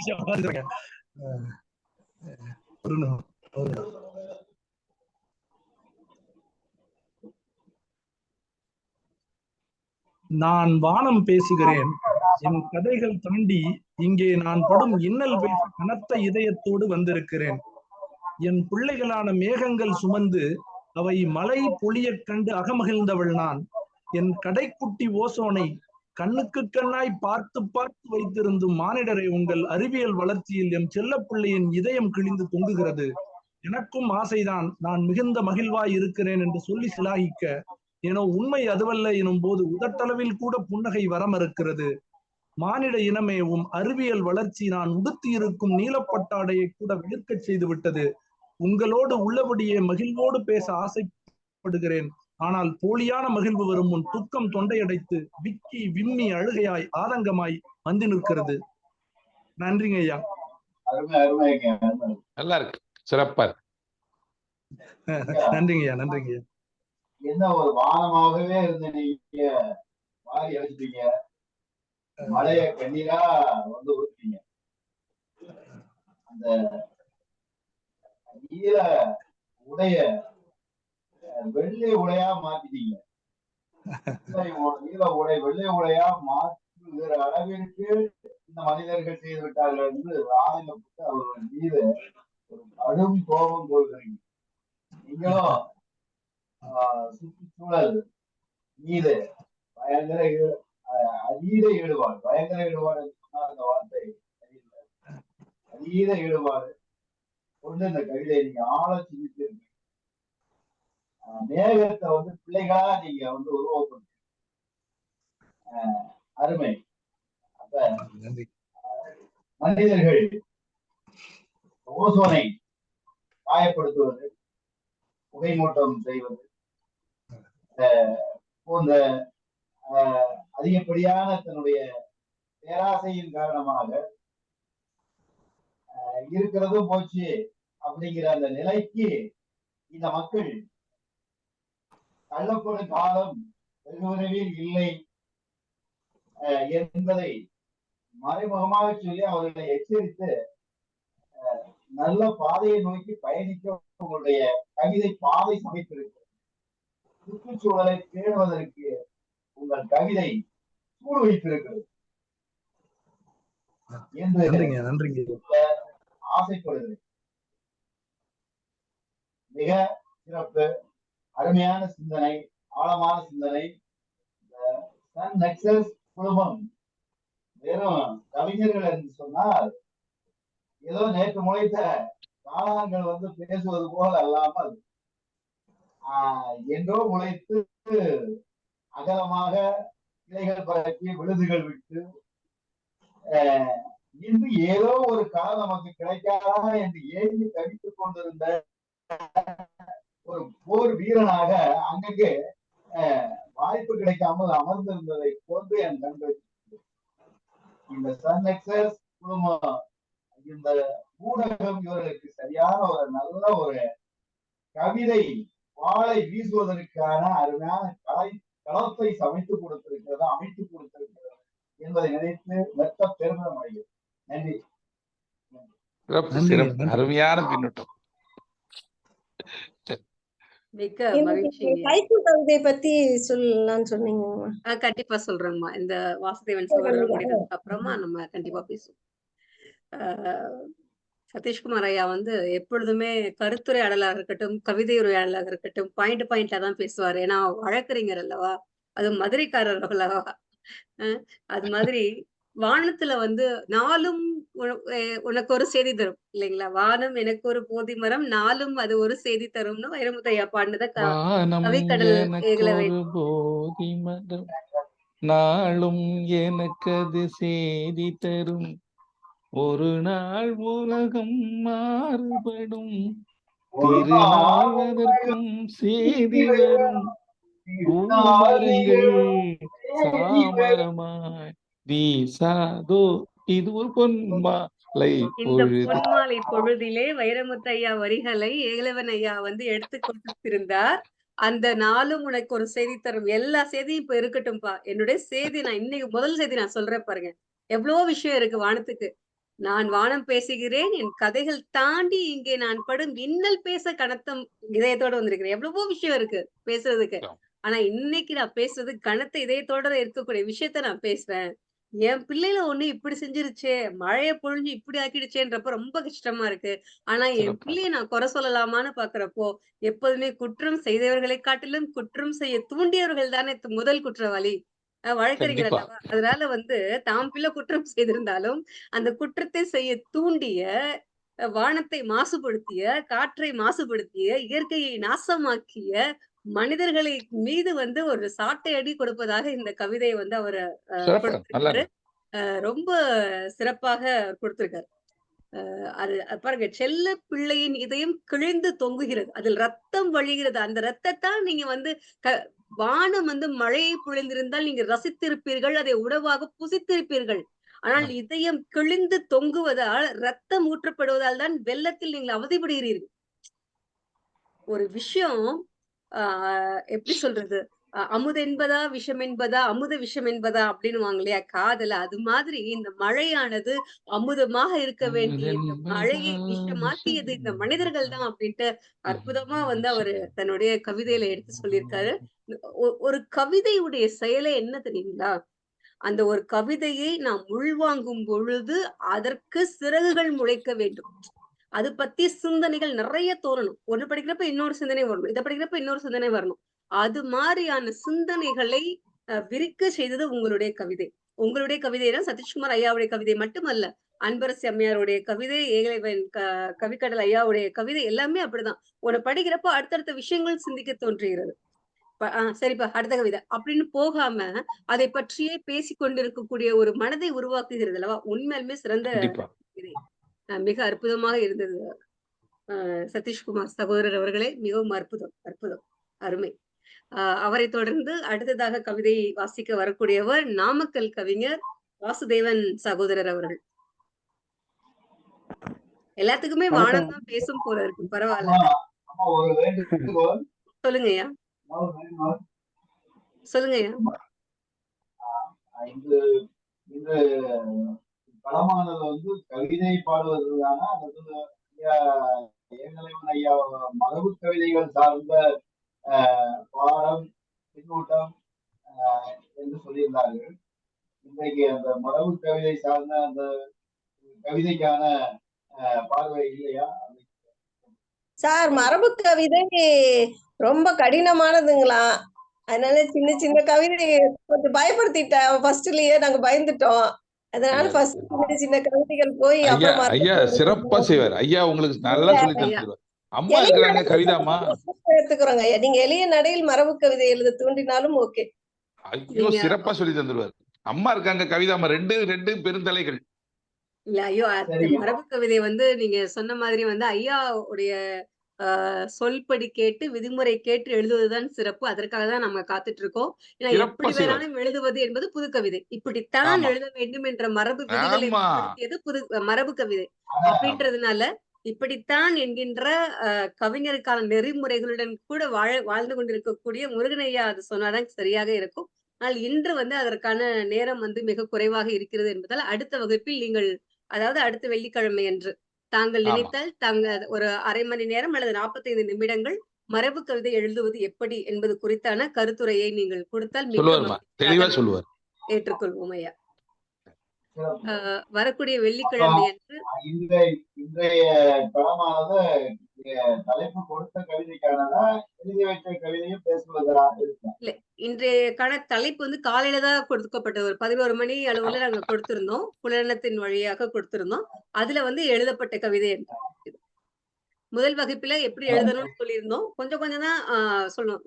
முழுக்க வந்து ஒரு வகுப்பாக மரபு கவிதை வகுப்பு நாங்க போகவே இல்லை. அதை பற்றிய ஒரு கவிதை உரையாடல் தான் நடந்ததே தவிர, கலந்துரையாடல் போல கவிதையாடல் நடந்ததே தவிர இப்படித்தான் எழுத வேண்டும் என்கின்ற மரபு எதுவுமே கற்றுக் கொடுக்கப்படவில்லை. அங்கங்க தெளிக்கப்பட்ட விஷயங்களாகத்தான் இருந்தது. கவிதாமா, நேத்து ராத்திரி ஐயா வந்து பேருந்துல பயணம் பண்ணிட்டு இருக்காரு. அப்ப கூட எனக்கு வந்து மரபு கவிதையை நீங்க எழுதுங்க அப்படின்னு சொல்லி என்னை எழுத வச்சு பெட்ல படுத்துக்கிட்டே நான் எழுதுறேன், விட மாட்டேங்கிறாரே அப்படின்னு விடவே இல்லை. என்ன 3 நேரிசி வெண்பாவை எழுத வச்சுட்டு தான் என்ன போனார் அவரு. ஒரு வேண்டுகோள் அவருக்கு வச்சுக்குவோம். எப்படி வந்து ஏகலைவன் சொல்ற மாதிரி அதே மாதிரி அன்பரசி அம்மையாரும் நாங்கெல்லாம் சொல்லணும், எங்களை மரபு கவிதை எழுத வைக்காம ஒரு எங்களை தூங்கிட மாட்டேங்கிறாருப்பா அப்படின்னு நாங்க சொல்லக்கூடிய அளவுக்கு கவிதாமா உங்களுக்கு அவர் வந்து சர்வ சாதாரணமா சொல்லி தந்துருவாருமா. அப்படியே விரல் நுனியில வச்சிருக்கிறாருமா. அவர் எதையுமே மறந்ததும் கிடையாது, மறக்கவும் முடியாது அவரை. நான் போய் அவளை பாராட்டணும்னு நான் சொல்லுங்க. அது வந்து கற்றுணர்ந்த சான்றோன் அப்படின்னு சொல்லுவான் அந்த தமிழ. விரல் நுனியில சொல்லுவாருமா. எத்தனையோ பேர் இருக்கிறாங்க, நான் இல்ல சொல்ல மாட்டேன். என்னுடைய தமிழ் ஆசான் மட்டும் கிடையாது அவரு. அவர் வந்து உங்களையும் சரி அன்பரசி அம்மாவும் சரி கரெக்டா வழிக்கு கொண்டு வந்துருவாருமா. ரொம்ப எளிய முறையில அவர் பாட்டுக்கு இது இப்படித்தான் வரும் அப்படின்ற அந்த சொல் வாக்கே நம்ம மனசுல பதிகிற மாதிரி நம்ம சொல்லி தருவார். இறைவனுடைய அருளால கண்டிப்பா நிச்சயமா என்னங்கய்யா நிச்சயமையா. அதுதான் அறிவு என்பது அறிவை விரிவு செய், அகண்டமாக்க, மானிட சமுத்திரம் நான் என்று கூறின பாரதிதாசன். அது போல தாங்கள் தங்களுக்கு தெரிந்த அறிவு செல்வத்தை எங்களுக்கு வழங்கினால் அதை வைத்து நாங்கள் பயன்பெறுவோம் என்கின்ற எல்லாமே தெரியும் கவிதாமா. இலக்கணத்துல அவரை மிஞ்சறதுக்கு ஆளே இல்லம்மா. நான் ஓப்பனா சொல்லிருக்கேன். மிக்க மகிழ்ச்சியா சொல்லுவாரு. அப்படியே வரக்கூடிய வெள்ளிக்கிழமை அன்று தங்களுடைய முழு வகுப்பையுமே ஒரு மணி நேரம் 30 நிமிடங்கள் இந்த நிகழ்வு. 1 மணி நேரம் கூட நீங்கள் தாராளமா எடுத்துக்கொண்டு நல்ல மரபு கவிதை எழுதக்கூடியவர்களை உருவாக்குவது எங்களுக்கு மிகப்பெரிய சிறப்பு ஐயா. அம்மா, மைசூர் கண்ணன் நம்மளுடைய ஆசான் அண்ணன்னா அவர் மரபுதான் எழுதிட்டு இருப்பாரு. எப்பயுமே பற்றொடை வெண்பான்பாரு, இன்னிசை வெண்பா போடுவாரு, விகற்பம் சொல்லுவாரு, 2 விகற்பம் எழுதுவாரு, நேரிசை வெண்பா எழுதுவாரு, இன்னிசை வெண்பா எழுதிட்டே இருப்பாரு. இன்னமும் எழுதிட்டு இருக்காரு. எங்ககிட்டயும் அவர்கிட்டயும் வரும். ஆனா எங்க தமிழ் மட்டும்தான் அதை கண்டுபிடிப்பாரு கரெக்டா.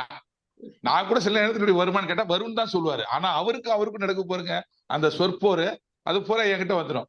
என்ன அவரு கூட வந்துருவாரு. தம்பி இளவலே, தென்காசி முருகன் ஐயா கண்டுபிடிச்சிட்டாரு, அதனால அந்த கவிதையை நான் எடுத்துறேன், நான் வேற எழுதி கொடுத்துறேன் அப்படிவாரு. அதெல்லாம் எனக்கு சிறப்பா இருக்கும். அதனால தென்காசி முருகன் ஐயா வந்து ஒரு தனித்துவம் மிக்கவர். அவர் இன்னும் பல புகழ்களை பெறுவாருங்கிறது நம்பிக்கை எனக்கு இருக்குது.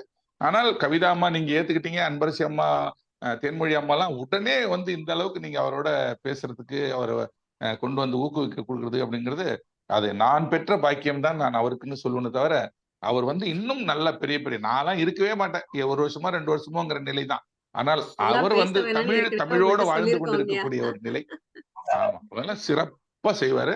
என்னை தூண்டி நிச்சயமாக விட்டது. ஐயா. சொல்லுங்க. கவிஞர் ஐயா மனசு வச்சாங்க அப்படின்னா, எனக்கு இப்போ இந்த நிமிடத்தில் தோன்றக்கூடிய விஷயம் என்னன்னா, சொல்லுங்கம்மா, கவிஞர் சொல்லுங்க. தென்காசி முருகன் ஐயாவுடைய வழிகாட்டுதலின்படி மார்ச் மாதம் சென் நெக்சஸ் உடைய 5வது ஆண்டு விழா கொண்டாட இருக்கின்றோம். அதில் புத்தகங்கள் வெளியிட இருக்கின்றோம்.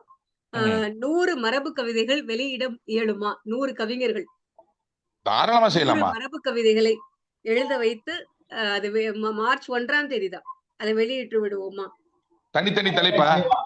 ஆமா, தனித்தனி தலைப்புகளை வைத்துக்கலாம். இப்ப ஒவ்வொரு வாரமும் நம்ம நல்லது. வந்து பேசுறோம் இல்லைங்களா? அது மாதிரி நம்ம நானே தலைப்பு ரெடி.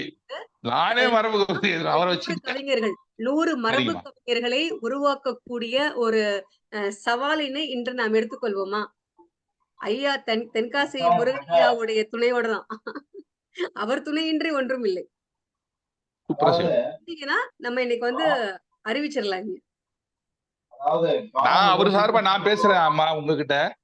சுத்தமாக 100 இல்ல, நீங்க பணியில் அவருக்கு பணி மட்டும்தான் சுமை தவிர, இந்த மாதிரி எழுத்து வேலைகளும் இந்த தமிழ் பணியும் அவருக்கு சுமையே கிடையாது. ஐயோ, அவர் எத்தனை பிள்ளைங்களை ஓடி ஓடி இழுத்துட்டு போயிட்டு மன்றத்துல, பட்டிமன்றத்துல, கலைக்கழகத்துல, பேச்சு போட்டியில எல்லாத்துலயும் என்ன மாதிரி தான் வரும். என்னைய விடவும் மாட்டாரு, அவரையும் நானும் விட மாட்டேன்.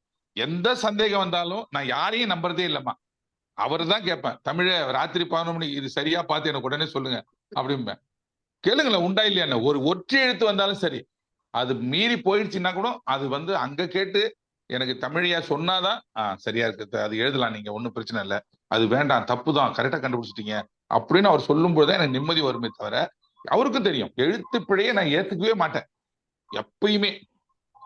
அப்படி ஒரு முத்தமிழ் சங்கத்திலேயே நான் வந்து நக்கீரன் அப்படின்னு சொல்லி பேர் வாங்க.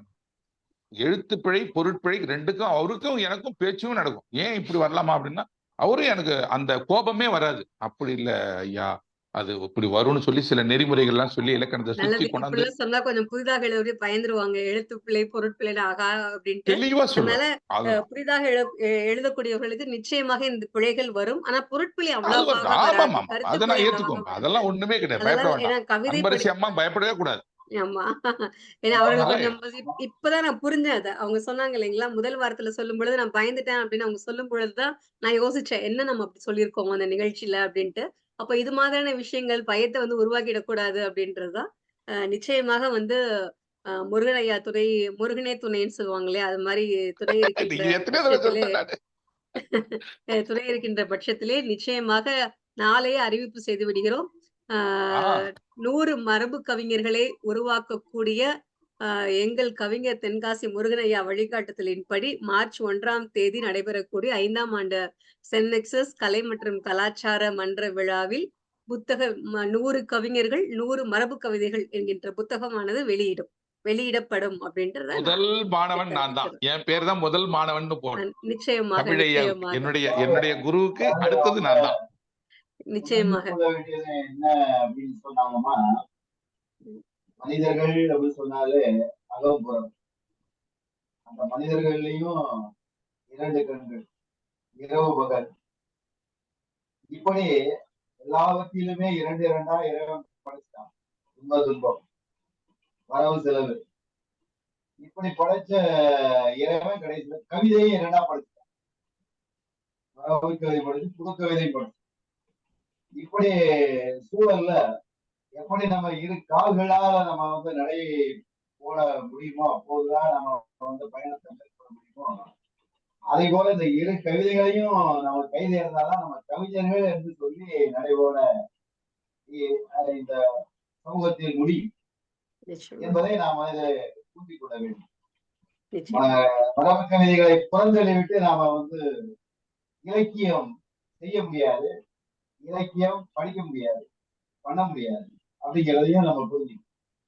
அதனால மரபு கவிதையே நம்ம வந்து கற்று தேர்ந்து கொண்டு காரு ஓட்ட தெரியாம பைக் மட்டும் ஓட்டிக்கிட்டே இருந்தா கார் ஓட்டுறது நம்ம ரெண்டு கார் ஓட்ட தெரியுமான்னு கேட்கறப்ப எப்படி இருக்கோம். அப்ப காரையும் ஓட்டி தூரம் போட்டுட்டு பைக்கை ஓட்டிட்டு தான் கார் ஓட்ட தெரியுமா அப்படின்னு சொல்லிக்கிட்டு நம்ம பைக்ல அப்படியே மனமகிழ்ச்சியோட நம்ம திருப்தியா ஓட்டலாம். அதுபோல மரபு கவிதை எனக்கு எழுத தெரியும் அப்படிங்கிற அதுலயும் நம்ம கொஞ்சம் ஓரளவு ஆழமரத்தை விட்டுட்டு நம்ம புதுக்கவிதையில பூந்து விளையாடலாம். அப்படிங்கிறப்போ நம்ம திருப்தியா நம்மளுடைய பயணத்தை தெளிவா மேற்கொள்ளலாம். மரபு கவிதைகள் நமக்கு வந்து படியெடுத்துள்ளது. புதுக்கவிதைகளை ரொம்ப மிக சிறப்பா செய்வதற்கு மரபு கவிதைகள் வந்து நமக்கு பாடம் அமைக்கும், படியெடுக்கும். தங்க கவிதைகள் நமக்கு வந்து சங்கதி தரும். அதை முறையாக படிக்கிற போது தெரிந்து கொள்கிற போது இந்த பின்னணியில இதை செய்திருக்கிறார்கள் என்றெல்லாம் நாம அறிந்து தெரிந்து அதை செய்கிற போது நாமும் அந்த வரிகளை அந்த வார்த்தைகளை மிக ஆழமாக கையாண்டு எழுத தேர்ந்து கொண்டால் புதுக்கவிதைகளை மிக எளிதாக கையாளலாம். அதுபோலத்தான் அதனால மரபு கவிதைகளை நாம் கொஞ்சம் கவிதாமா, காற்றுக்கு ஒரு ஒரு புது கவிதை ஹைக்கூ மாதிரி நான் இப்ப இங்க பேசிக்கிட்டு இருக்கும் போதே நான் எழுதிட்டேன். தமிழைய முன்னாடியும் நம்ம அன்பரசி அம்மா முன்னாடியும் உங்க முன்னாடியும் அதை வாசிக்கிறேன். நீங்க ரெண்டு பேரும் எப்படி இருக்குன்னு சொல்லுங்க, அம்மா புரிஞ்சுக்குவாங்க. அவங்க பேசிட்டு இருக்காங்க. ஓ சரி சரி. நம்ம ஐயா வைரமுத்து அவருடைய பேரை நம்ம குடும்பத்துக்கு வைத்திருக்கிறோம். வைரமுத்து அவர்கள் மரபு கவிதையில் இருந்துதான் விருதுகள் புதுக்கவிதை விருதுகள். அவர் எழுதிய முதல் கவிதை தொகுப்பு வைகரை மேகங்கள். அந்த கவிதையில பாத்தீங்கன்னா மரபு கவிதைகள் தான் எல்லாமே. அந்த புத்தகத்தில் உள்ள ஒரு கவிதை கூட அமர்க்களம் என்கிற ஒரு படத்துல பாடலாக இருந்தது. மேகங்கள் எண்ணெய் தொட்டு போனது உண்டு, சில மின்னல்கள் எண்ணெய் உரசி போனது உண்டு, ஏகங்கள் சில கடந்தது உண்டு என்று அதுல மேகம் தேகம் மோகம் ஆகமொத்தம் என் நெஞ்சில் உன்னை போல அகிலத்தை வீசியவர் எவரும் இல்லை அப்படின்ட்டு அல்ல அந்த மரபு கவிதை சார்ந்த பாடல்கள் அத்தனையும் அதுல அடக்கம் செய்திருப்பார். அப்படியெல்லாம் எழுதியவரால் தான் பின்னாலே பெருங்கவிஞராக வர முடிந்தது என்பதையும் நாங்க பதிவு செய்வோம். அடுத்த ஐயா பேசுங்க. எழுதி சரி இப்படி மாத்தி பார்க்கலாம்னு போட்டு பார்த்தா அம்மா நம்ம கவிதா அம்மா சொன்னாங்களே காற்றை பற்றி அப்படின்னு சொல்லிட்டு, அப்புறம் அன்பரசி அம்மா கேட்டாங்க ஒரு ஹைக்கூ கவிதை எப்படி இருந்தா நல்லா இருக்கும் அப்படின்னு. என்னுடைய ஆசான் முன்னாடி இருக்கும் பொழுது இதை நான் வந்து அரங்கேற்றுவதில் நான் மிக்க சந்தோஷப்படுகிறேன். இருந்தாலும் எப்படி இருக்குன்னு பாருங்க. காற்றுக்காகத்தான் எழுதிக்கிறேன். திக்கெங்கும் திகட்டாது புகட்டுவது காற்று. திக்கெங்கும் திகட்டாது புகட்டுவது காற்று. அவ்வளவுதான். இதான் ஹைக்கூ. என்னுடைய புலனத்துக்கு எனக்கு என் தமிழ் சொல்லி தந்தது கவிதா அம்மா தான். இதை பத்தி எனக்கு சொல்லணும் எப்படி இருந்தது அப்படின்னு. ஐயா கூறிய பிறகு தமிழ் நீங்க தான் இன்னொரு தடவை சொல்லிட்டா. ஆமா சொல்லணுமா? ஆமா பின்னோட்டம். இதுக்கு இது எப்படி இருக்குன்னு சொல்லுங்க. திக்கெங்கும் திகட்டாது புகட்டுவது காற்று. அவ்வளவுதான் ஹைக்கூ. புகட்டுவது காற்று. திக்கெங்கும் திகட்டாது புகட்டுவது காற்று.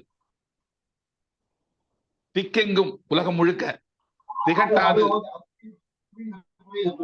வெறுப்பில்லாமல் புகட்டுவது ஊட்டுவது காற்று.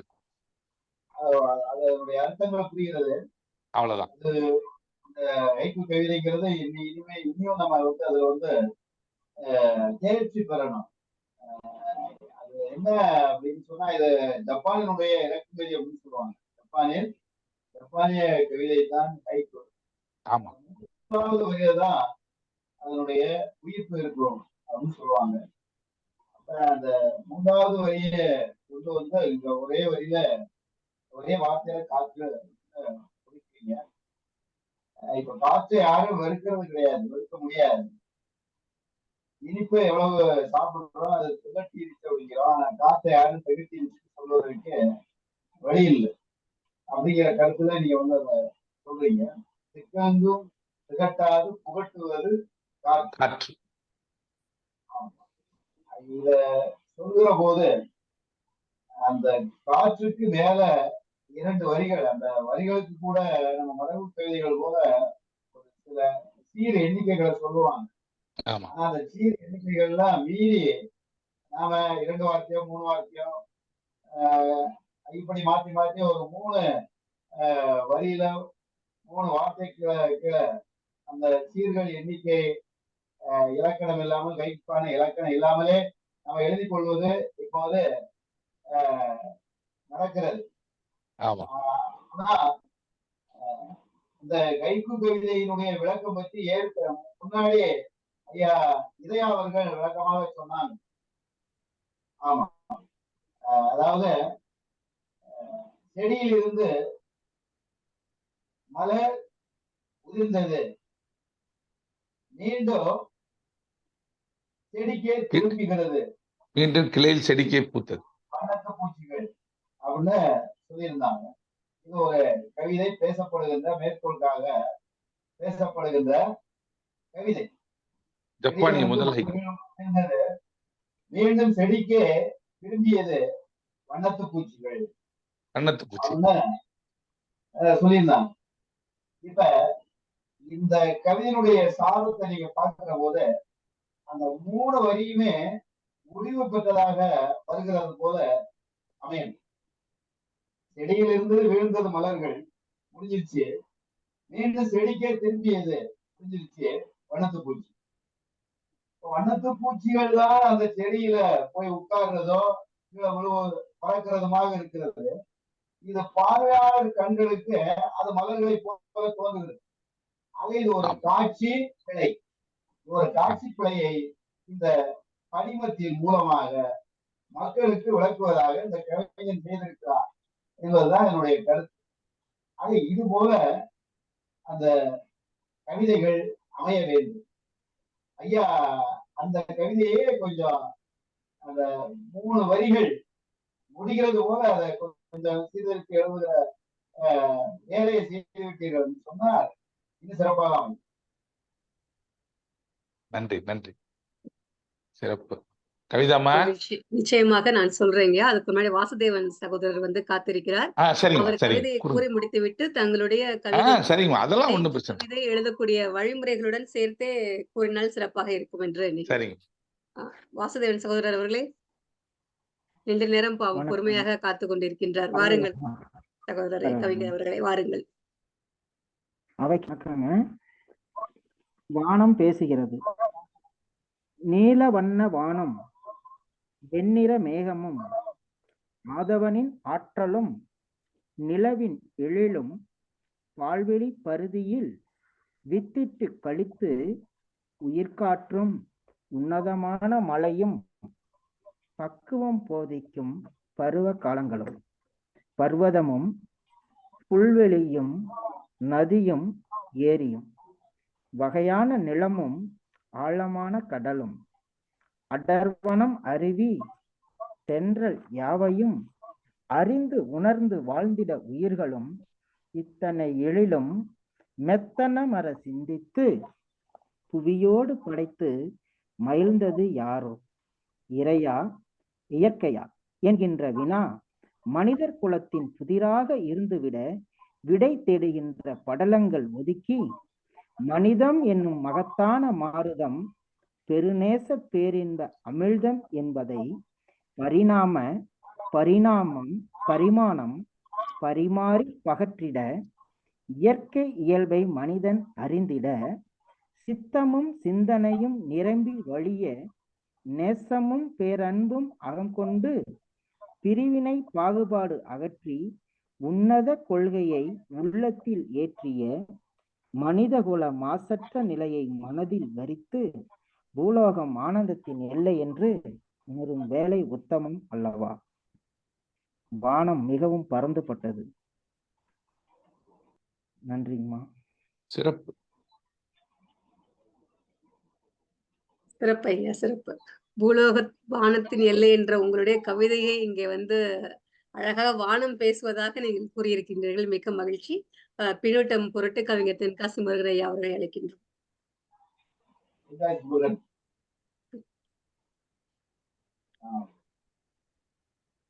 பூலோகம் வானம் இரண்டும், வானத்துல இருந்து பூமியை பார்த்தா பூமி வானமா இருந்தது, பூமியில இருந்து வானத்தை பார்த்தா வானம்.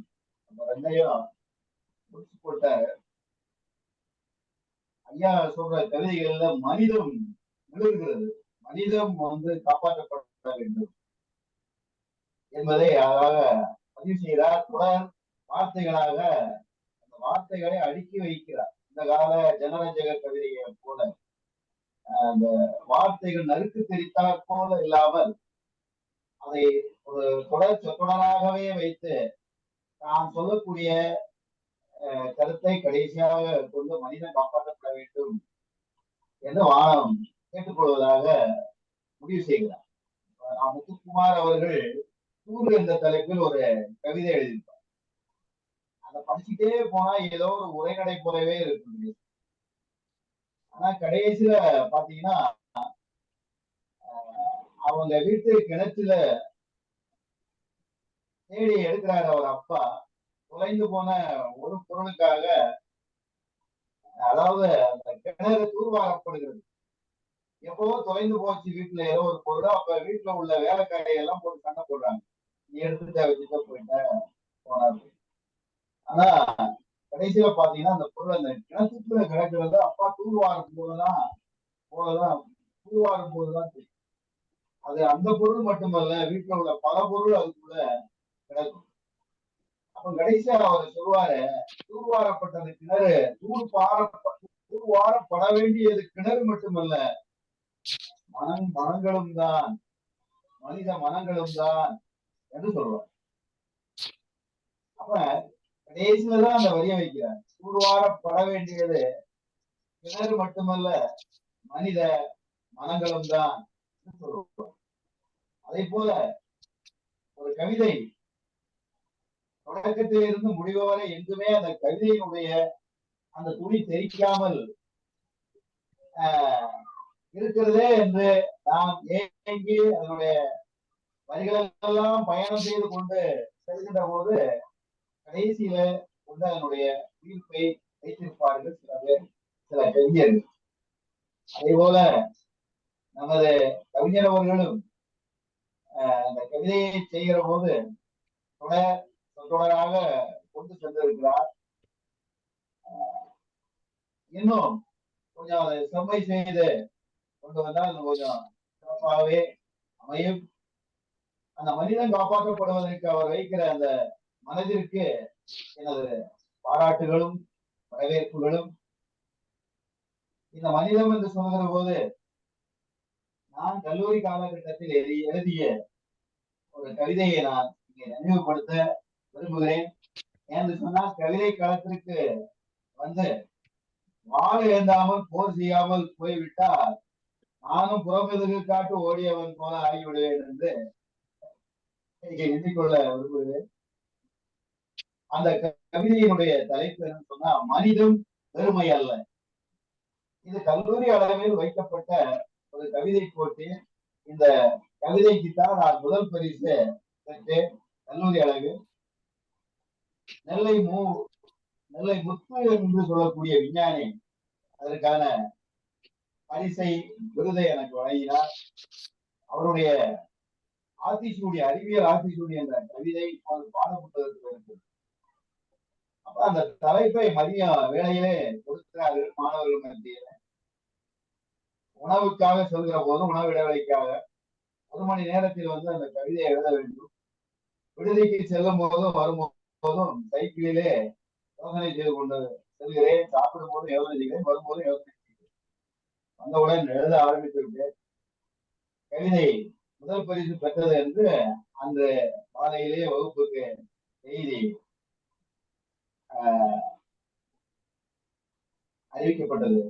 அந்த கவிதை என்னவென்றால், மனிதம் பெருமை அல்ல, அதுவே. நீ திரும்பும் திசையெல்லாம் தென்றல் கதவு திறக்கும். நீ திரும்பும் திசையெல்லாம் தென்றல் கதவு திறக்கும். அரும்பும் புன்னகை திறவுகோல் ஆகும் போது. இதயம் இறைமலர் எனும்போது மனிதம் மனமாகும். அக்கினி மண்டலம் சூரியன், பாறை மண்டலம் சந்திரன், பனி மண்டலம் செவ்வாய் வரிசையில் புகை மண்டலம் பூமி என்று ஆகிவிடாமல் இருக்க பகை மண்டலம் போக்கு. வண்ணம் தீட்டி விரல் நகங்களை வளர்க்காதி.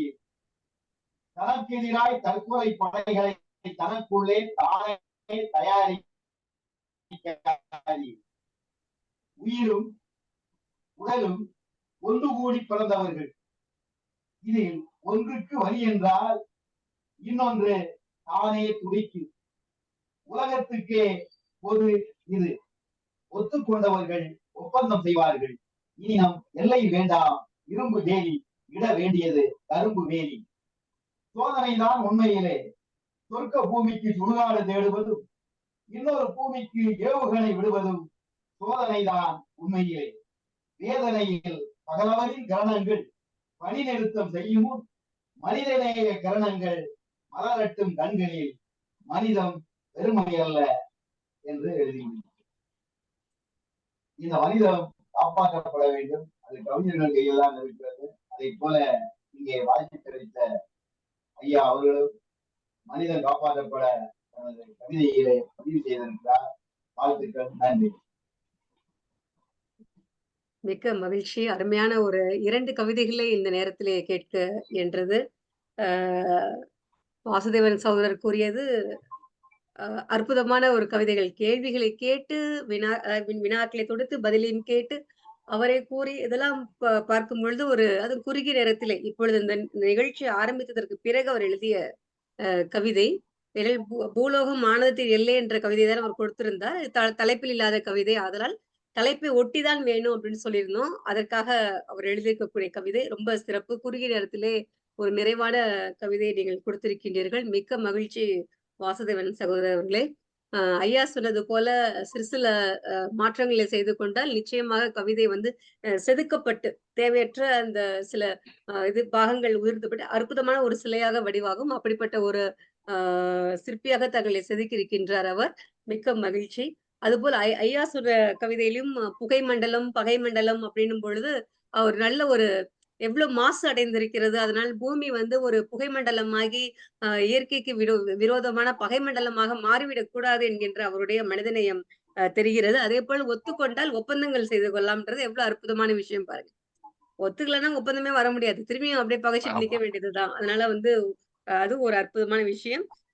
அதாம பணியை நிறுத்தாதீங்க. பணியை நிறுத்துவதற்கு முன்னாடி உங்க மனிதநேயம் வந்துட்டோம். வரும் எல்லாம் பட்டு கஷ்டப்பட்டு கடைசியில வருவதற்கு முன்னாடியே வரணும் இல்லைங்களா? அது நான் நெருப்பு சுடுன்றத நான் அனுபவிச்சுதான் தெரிஞ்சுக்கணும் அப்படின்னு நினைக்காம பக்கத்து வீட்டுல பிடிக்கக்கூடிய தீ என் வீட்டுக்கு வர்றதுக்கு முன்னாடி பாதுகாப்புக்கு என்ன செய்யணுமோ அதை செய்யணும். அதுக்கு முன்னாடி நீங்க மனிதநேயத்தை எடுத்துக்கணும் அப்படின்னு அவர் சொல்லக்கூடிய கவிதை ரொம்ப அற்புதமாக இருந்தது. மிக்க மகிழ்ச்சியான ஒரு தினமாக இன்றைய கவிதையாடல் நிகழ்ச்சி இருந்தது அப்படின்னு தான் சொல்லணும். அற்புதமான கவிஞர்களுடைய அற்புதமான கவிதை வரிகளை எல்லாம் நம்ம கேட்டிருக்கோம். ரொம்ப மகிழ்ச்சியான ஒரு விஷயம். 8:38 8 நிமிடங்கள் நாம் கூடுதலாக சென்று கொண்டிருக்கின்றோம். இன்னும் ஒரு 5-10 நிமிடங்களில் இந்த நிகழ்ச்சியை நாம் முடித்துக் கொள்வோம். ஏகலைவன் ஐயா ஒரு ஹைக்கூ எழுதிட்டு கேட்டிருந்தாங்க இதோடைய பின்னூட்டம் என்னன்ட்டு. அதுக்கு முன்னதாக அன்பரசி அம்மாவும் சொல்லியிருந்தாங்க இந்த வகுப்புல நம்ம ஹைக்கூ பத்தி பேசலாம்னு சொல்லியிருந்தோமே அப்படின்னு சொல்லிட்டு. நிச்சயமா ஹைக்கூ அப்படின்றது ஐயா சொன்ன மாதிரி ஜப்பானிய அவர்கள் குள்ளமாக இருப்பதனால் அவருடைய கவிதையும் குள்ளமாகவே அழகாக ஹைக்கூ அப்படின்னு சொல்லிட்டு ஒரு 3 வரியாதான் இருக்கணும். அதுக்கு தலைப்பிட்டு எழுதக்கூடாது அப்படின்றதுதான் ஹைக்கூடைய மரபு. ஆனா இந்த மரபு பத்தி அப்துல் ரஹ்மான் ஐயா ஒரு அற்புதமா ஒரு விளக்கு உரை கொடுத்திருப்பாரு. கவிக்கோ அப்துல் ரஹ்மான் ஐயா என்ன சொல்றாரு, ஹைக்கூனா எப்படி இருக்கணும் அப்படின்னா முதல் அடி ஒரு கூறாக இருக்கணும், ஈற்றடி ஒரு கூறாக இருக்கணும். இந்த ஹைக்கூடைய அழகும் ஆற்றலும் அந்த ஈற்றடியில் தான் இருக்கிறது. அந்த இறுதி இருக்கக்கூடிய அடி அந்த கவிதையுடைய சாராம்சத்தை உட்கருத்தாக கொண்டிருக்கணும் அப்படின்னு சொல்லியிருக்கக்கூடியது முதல் விஷயம். 2வது விஷயம் என்ன சொல்லியிருக்காருன்னா ஹைக்கூடைய மொழி அமைப்பு எப்படி இருக்கும்னா தந்தி கொடுக்குற மாதிரி இருக்கணும்.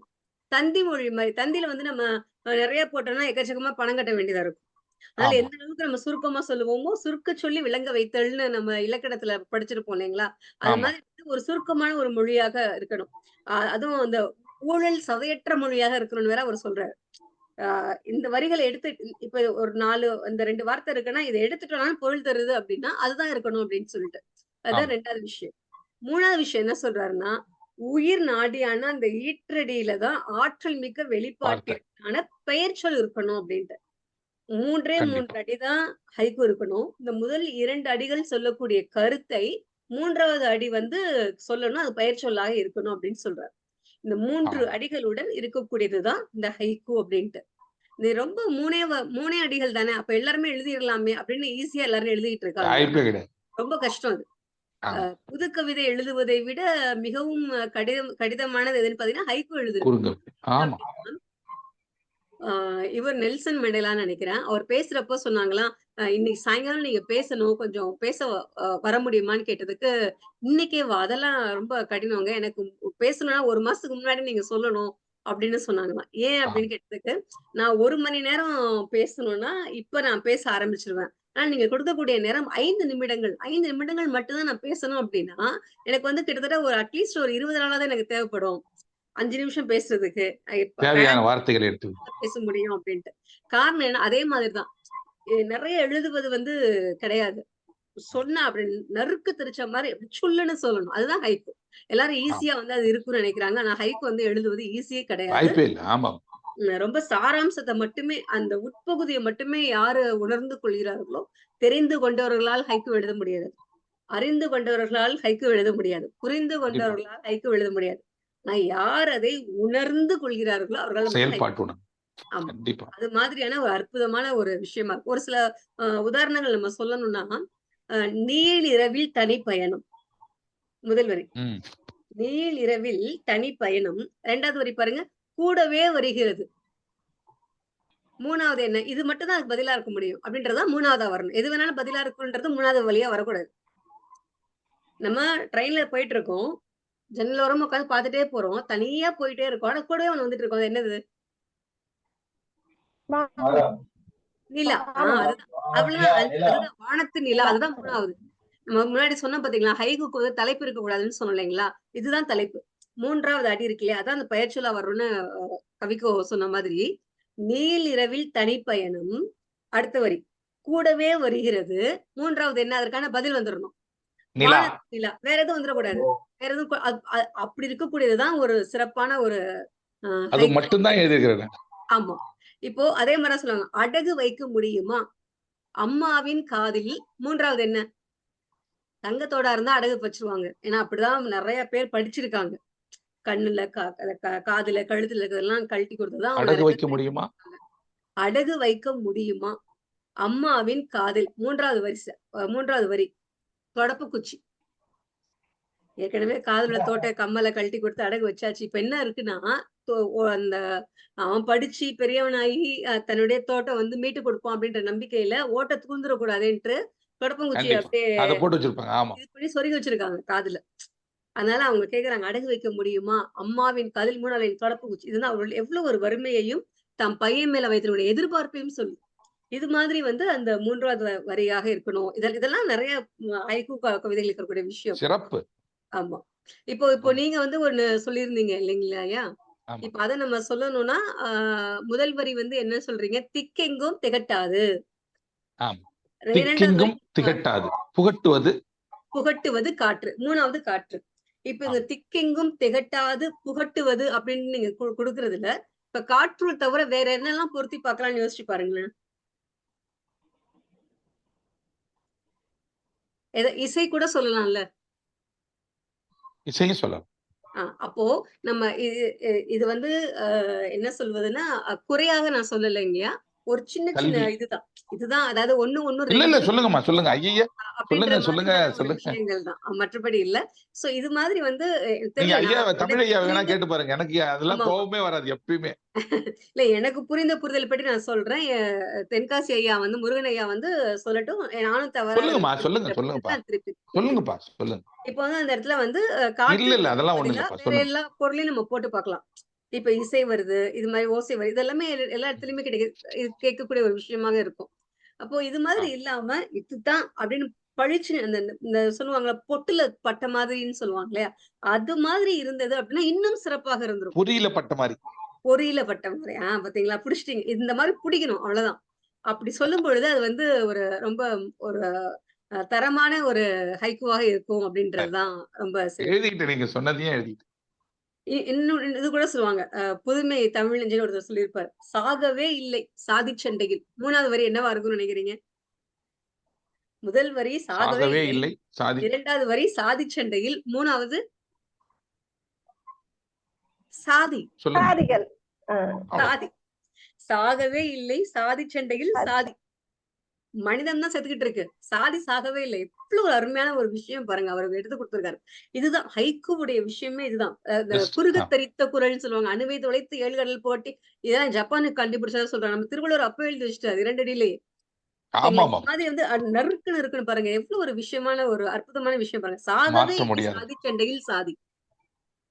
எவ்வளவு அதே மாதிரி திரும்பும் போதும் தான் உணர்கிறேன் மயானத்தின் பாதை. 2வது வரி. 3வது வந்து என் வீட்டில் முடிவதே. அப்பனா எங்க அப்படின்னா என் மயானத்திற்கே வீட்டில் போகக்கூடாது, ரொம்ப இதெல்லாம் இருக்குன்னு சொல்லுவாங்க, அங்கதான் என் வீடே இருக்கு. அப்ப எவ்வளவு ஒரு விஷயம் பாருங்க சொல்ற. திரும்பும் போதுதான் உணர்கிறேன் மயானத்தின் பாதை என் வீட்டில் முடிவதே. ஓ சரி சரி. செந்தில்குமார்னு ஒருத்தர் எழுதியிருக்காரு, இதெல்லாம் துணை இழந்த பாரவண்டின்ற ஒரு நூல்ல எழுதியிருக்காங்க. எத்தனை பேர் இருந்தும் என்ன இன்னும் வரவில்லை சேரிக்குள் தேர். கண்டிப்பா. அடுத்தது ஒண்ணு, தீப்பெட்டி திறந்தால் 3வது. தீப்பெட்டி என்ன தெரியுதுன்னா தீக்குச்சிகள் தெரியலையா, வரதட்சணையா தெரிகிறதாம்.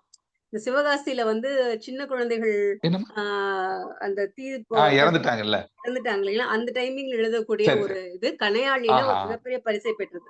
ஷீரசன் தீப்பெட்டியை திறந்தால் பிஞ்சு விரல்கள். எவ்வளவு ஒரு விஷயம் பாருங்க. வீசாத வலைக்குள் சிக்குண்டு தவிக்கிறது மீனவனின் பசி. வீசாத வலைக்குள், வீசாத வலைக்குள் சிக்குண்டு தவிக்கிறது மீனவனின் பசி. கண்டிப்பா கண்டிப்பா. அதே மாதிரி கடலில் வலை வீசும் மீனவன் கரையில் மீன் கொத்தி. யாரு? முதலாளி. கடலில் வலை கரையில் மீன் கொத்தி. ஆமா ஆமா. கரையில மீன் கொத்தி உட்கார்ந்திருக்காரு. யாருன்னா முதலாளியா. முதலாளி. ஆமா. எவ்வளவு சொல்லிட்டே இருக்கலாம். நம்ம மனிதநேயத்தை பத்தி சொன்னதுனால இறுதி அதோட நிப்பாட்டிக்கலாம். செடி வளர்த்தோம், கொடி வளர்த்தோம். 3வது ஒரு கேள்விக்குறி, மனிதநேயம் வளர்த்தோமா? ஆமா. இது அவர் மனிதநேயம் சொன்னதுனால இந்த மனிதநேயம் அப்படின்றத விட இந்த ஹைக்கூக்கு வந்து இதுதான். அன்பரசி கேட்டீங்க இல்லையா, முக்கியமான விஷயம் இதுதான். 3 வரிதான் இருக்கணும், முத்தாய்ப்பா இருக்கணும்.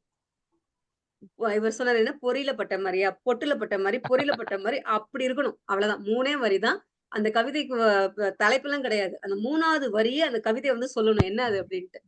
நான் முதல்ல எழுதின ஹைக்கூ நான் படிக்கக்கூடிய காலகட்டத்துல எப்படி எழுதணும்னு சொல்லி போன வாரம் நான் சொல்லியிருப்பேன்.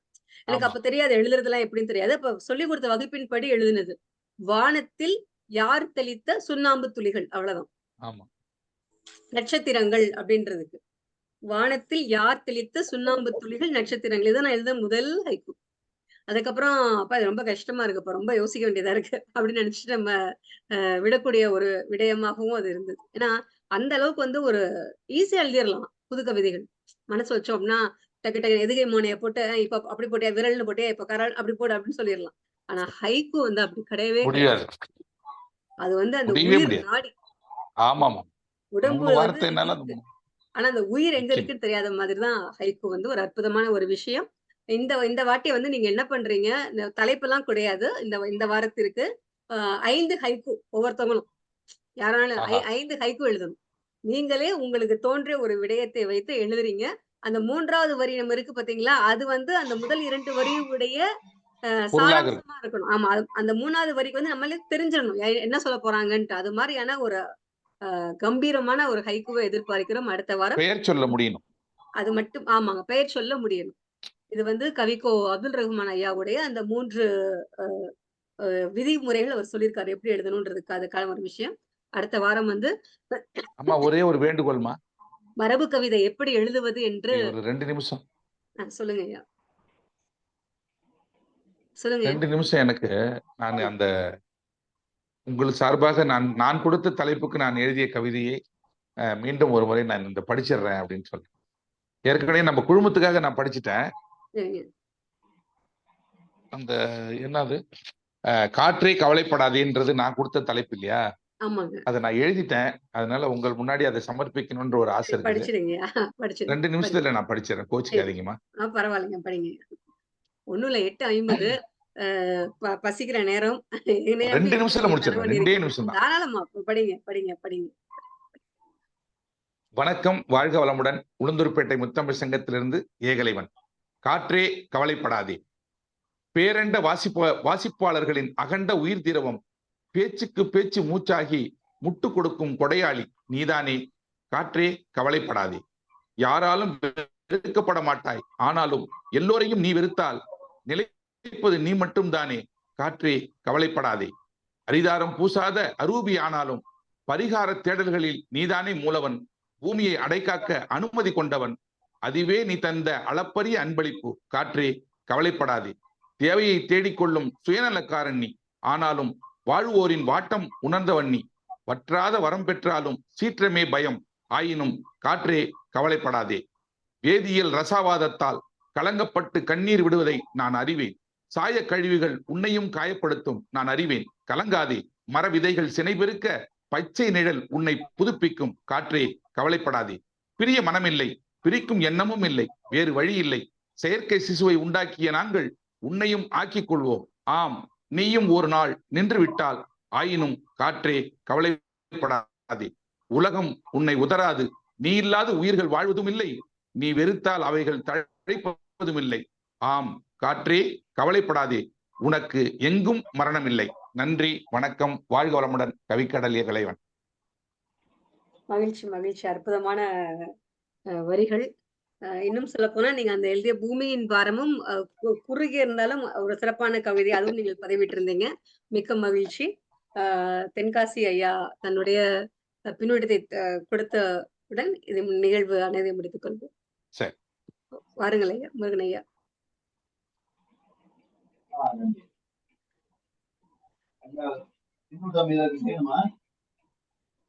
வேண்டாம், இப்ப வேண்டாம், டைம் ஆயிடுச்சு. வேண்டாம், நாளைக்கு வச்சுக்கணும். ஒன்றும் பிரச்சனை, இன்னொரு நாளைக்கு வச்சு. ஆமாங்க. ஓரிரு வார்த்தைகளில் நிகழ்ச்சியை முடித்து தருமாறு அன்புடன் கேட்டுக்கொள்கிறேன் ஐயா. தன்னுடைய இனிய பெயரை உங்களுடைய வாயிலிருந்து கேட்டுக்கொள்ளலாம் என்று ஆசைப்படுகிறேன். தன்னுடைய பெயர்? என்னுடைய பெயர் கவிதா செந்தில்நாதன் ஐயா. கவிதா செந்தில்நாதன். கவிதா செந்தில்நாதன். ஆமாங்க, கவிதா செந்தில்நாதன். கவிதாங்கிறது இயற்பெயர் தானா, பட்ட பெயர்? அதாங்க உண்மையான பெயர். உண்மையான பெயர் அருமை. பெயருக்கு ஏற்ற போல நீங்க கவிஞர் ஆயிட்டீங்க, கவிதாயினே ஆயிட்டீங்க. நீங்க நல்லா செய்வாங்க. உங்களுடைய பணியை மிக மகத்தான பணி. நெறி செய்றீங்க, அருமையா நெறி செய்றீங்க. மாணவர்களுக்கு ஆசிரியர்கள் நெறி செய்கிறது போல கவிதை மாணவர்களுக்கு, கவிஞர் மாணவர்களுக்கு நெறி செய்கிற ஒரு மகாகவியா இருக்கிறீங்க. எழுதுவது வந்து எல்லாருக்கும் கை கூடாது ஒரு பக்கம் இருக்கும்போது, ஒரு சிலருக்கு அது கை ஊடுகிற போது, அதே நேரத்துல அந்த கவிதை எப்படி செய்ய வேண்டும், எப்படி சமைக்க வேண்டும், ருசியாக எப்படி சமைக்க வேண்டும். எல்லாரும் தான் காய்கறி வாங்கிட்டு வராங்க, சாப்பிட முடியாதுன்னா இவர் தொட்டா ருசிக்க வேண்டியதா இருக்கும். ஆனா அந்த கவிதையை சாப்பிடுவது போல, கேட்பது போல, படிப்பது போல, மீண்டும் மீண்டும் அதை ஒரு உணவை விரும்பி சாப்பிடுவது போல ஒரு கவிதையும் விரும்பி படிப்பதும் கேட்பதுமாக இருக்க வேண்டும் சொன்னால் அதற்கு தங்களை போல ஒரு நெறியாளர், ஒரு கவிதை ஆசிரியர்கள் இந்த சமூகத்திற்கு தேவையாக இருக்கு. அருமையான சிறப்பு. உங்களுடைய அந்த நெறிப்படுத்தல், ஒவ்வொரு அந்த கவிதைக்கும் அந்த இது சொல்ல போனா அந்த ஜப்பானிய ஹைக்கூ கவிதைக்கு நீங்கள் சொன்ன அந்த விளக்கம் சூப்பர். இது எத்தனை பேருக்கு வந்து தெரியும்? ஏதோ 3 வரியில இருக்கணும் அப்படிங்கிறது தான் புரிஞ்சிருப்பாங்களே ஒழிய 3வது சொல்லு பெயர் சொல்லு அமையணும் அப்படிங்கிற ஒரு புதிய செய்தியை கூட நீங்க இந்த கவிதை களத்தில் நானே தெரிஞ்சுட்டேன், எனக்கும் தெரியாது. அம்மா சொல்லிதான் எனக்கு தெரியும். ஒரு ஆசிரியையா, கவிதை ஆசிரியையா அப்படிங்கிறத நினைத்து பெருமிதப்பட்டு உங்களை நாங்கள் கூட்டவும் புகழவும் வாழ்த்தவும் வணங்கவும் வேண்டியிருக்கு. மேலும் அதை நெறி செய்கிற விதம் மிக சரியாக, மிக நிதானமாக, பொறுமையாக ஒரு பெற்ற தாயை போல, கவிதாயினியில ஒரு தாய் எப்படி அமைந்திருக்கிறதோ அதே போல தாயை போலவே அரவணைத்து அதை சொல்கிற அந்த விதம், உங்களுடைய பணி மேன்மேலும் சிறக்க வேண்டும். அதற்கு நாங்கள் பல வகையிலும் ஒத்துழைப்பு செய்வோம். உங்களுடைய அந்த சேவையில் இன்னும் பல கவிஞர்கள் வந்து பயிற்சி பெற்று பெரும் கவிஞர்களாக ஆக வேண்டும், தங்களுடைய பெயரை சொல்லுகின்றபடி விளங்க வேண்டும் என்பது என்னுடைய வாழ்த்துக்களாகவும் இருக்கிறது. மேலும் எனக்கு என்னை குரு என்று சொல்லிக் கொள்கின்ற, அதாவது இன்னைக்குதான் சிஓ மீட்டிங்ல ஒரு ஹைக்கூ மாதிரி ஒரு கவிதை சொன்னாங்க. குழந்தைகள் எல்லாம் கூடி தாயை பெற்றனர் என்று ஒரு கவிதை மொழி பேசினாங்க.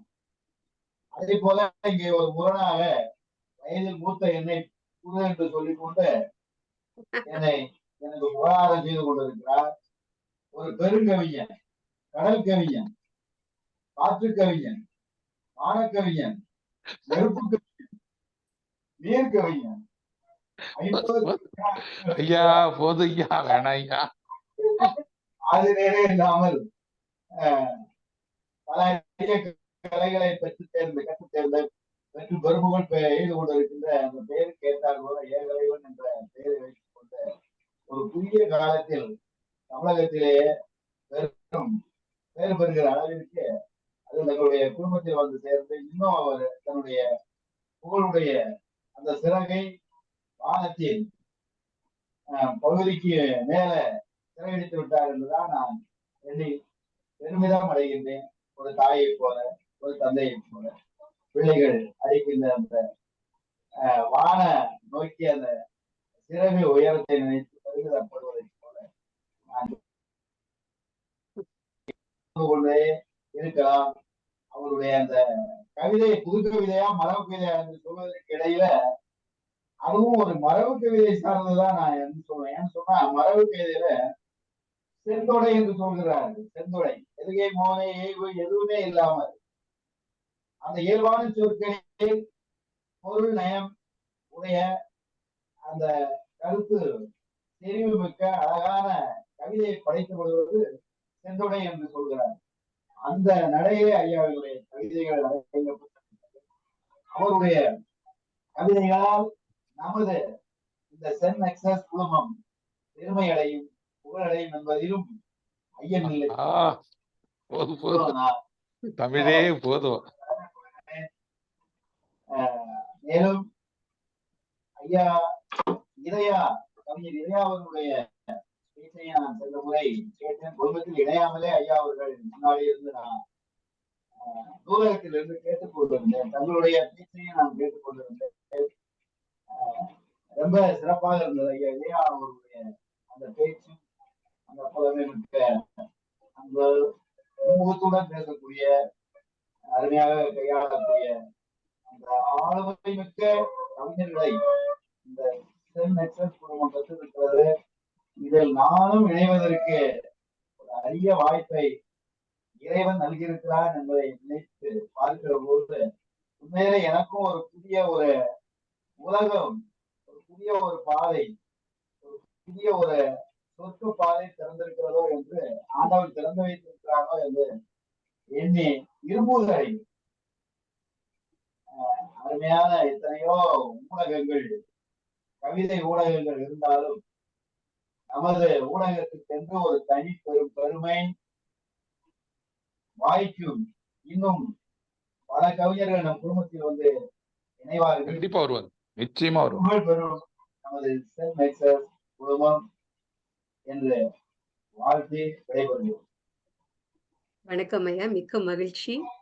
இன்று பொழுதிலும் பெரிதுவக்கும் தன் மகனே சான்றோன் என கேட்ட தாய் அப்படின்ற மாதிரி ஏகலைவன் ஐயா வந்து என்னுடைய குருன்னு உங்களை சொல்லிட்டு இருந்தாங்க. ஆனா நீங்க வந்து அவரை பாராட்டுவது வந்து எனக்கு அப்படித்தான் இருந்தது. இருவரை பார்க்கும் பொழுது இந்த வரிகள் தான் எனக்கு நினைவுக்கு வந்தது. அந்த அளவிற்கு ஒரு சிறப்பானது ஒரு நிகழ்வாக கவிதையினை இவர் தந்திருக்கின்றார். அந்த கவிதையினை வடிப்பதற்கு நீங்கள் காரணமாக இருந்திருக்கின்றீர்கள்.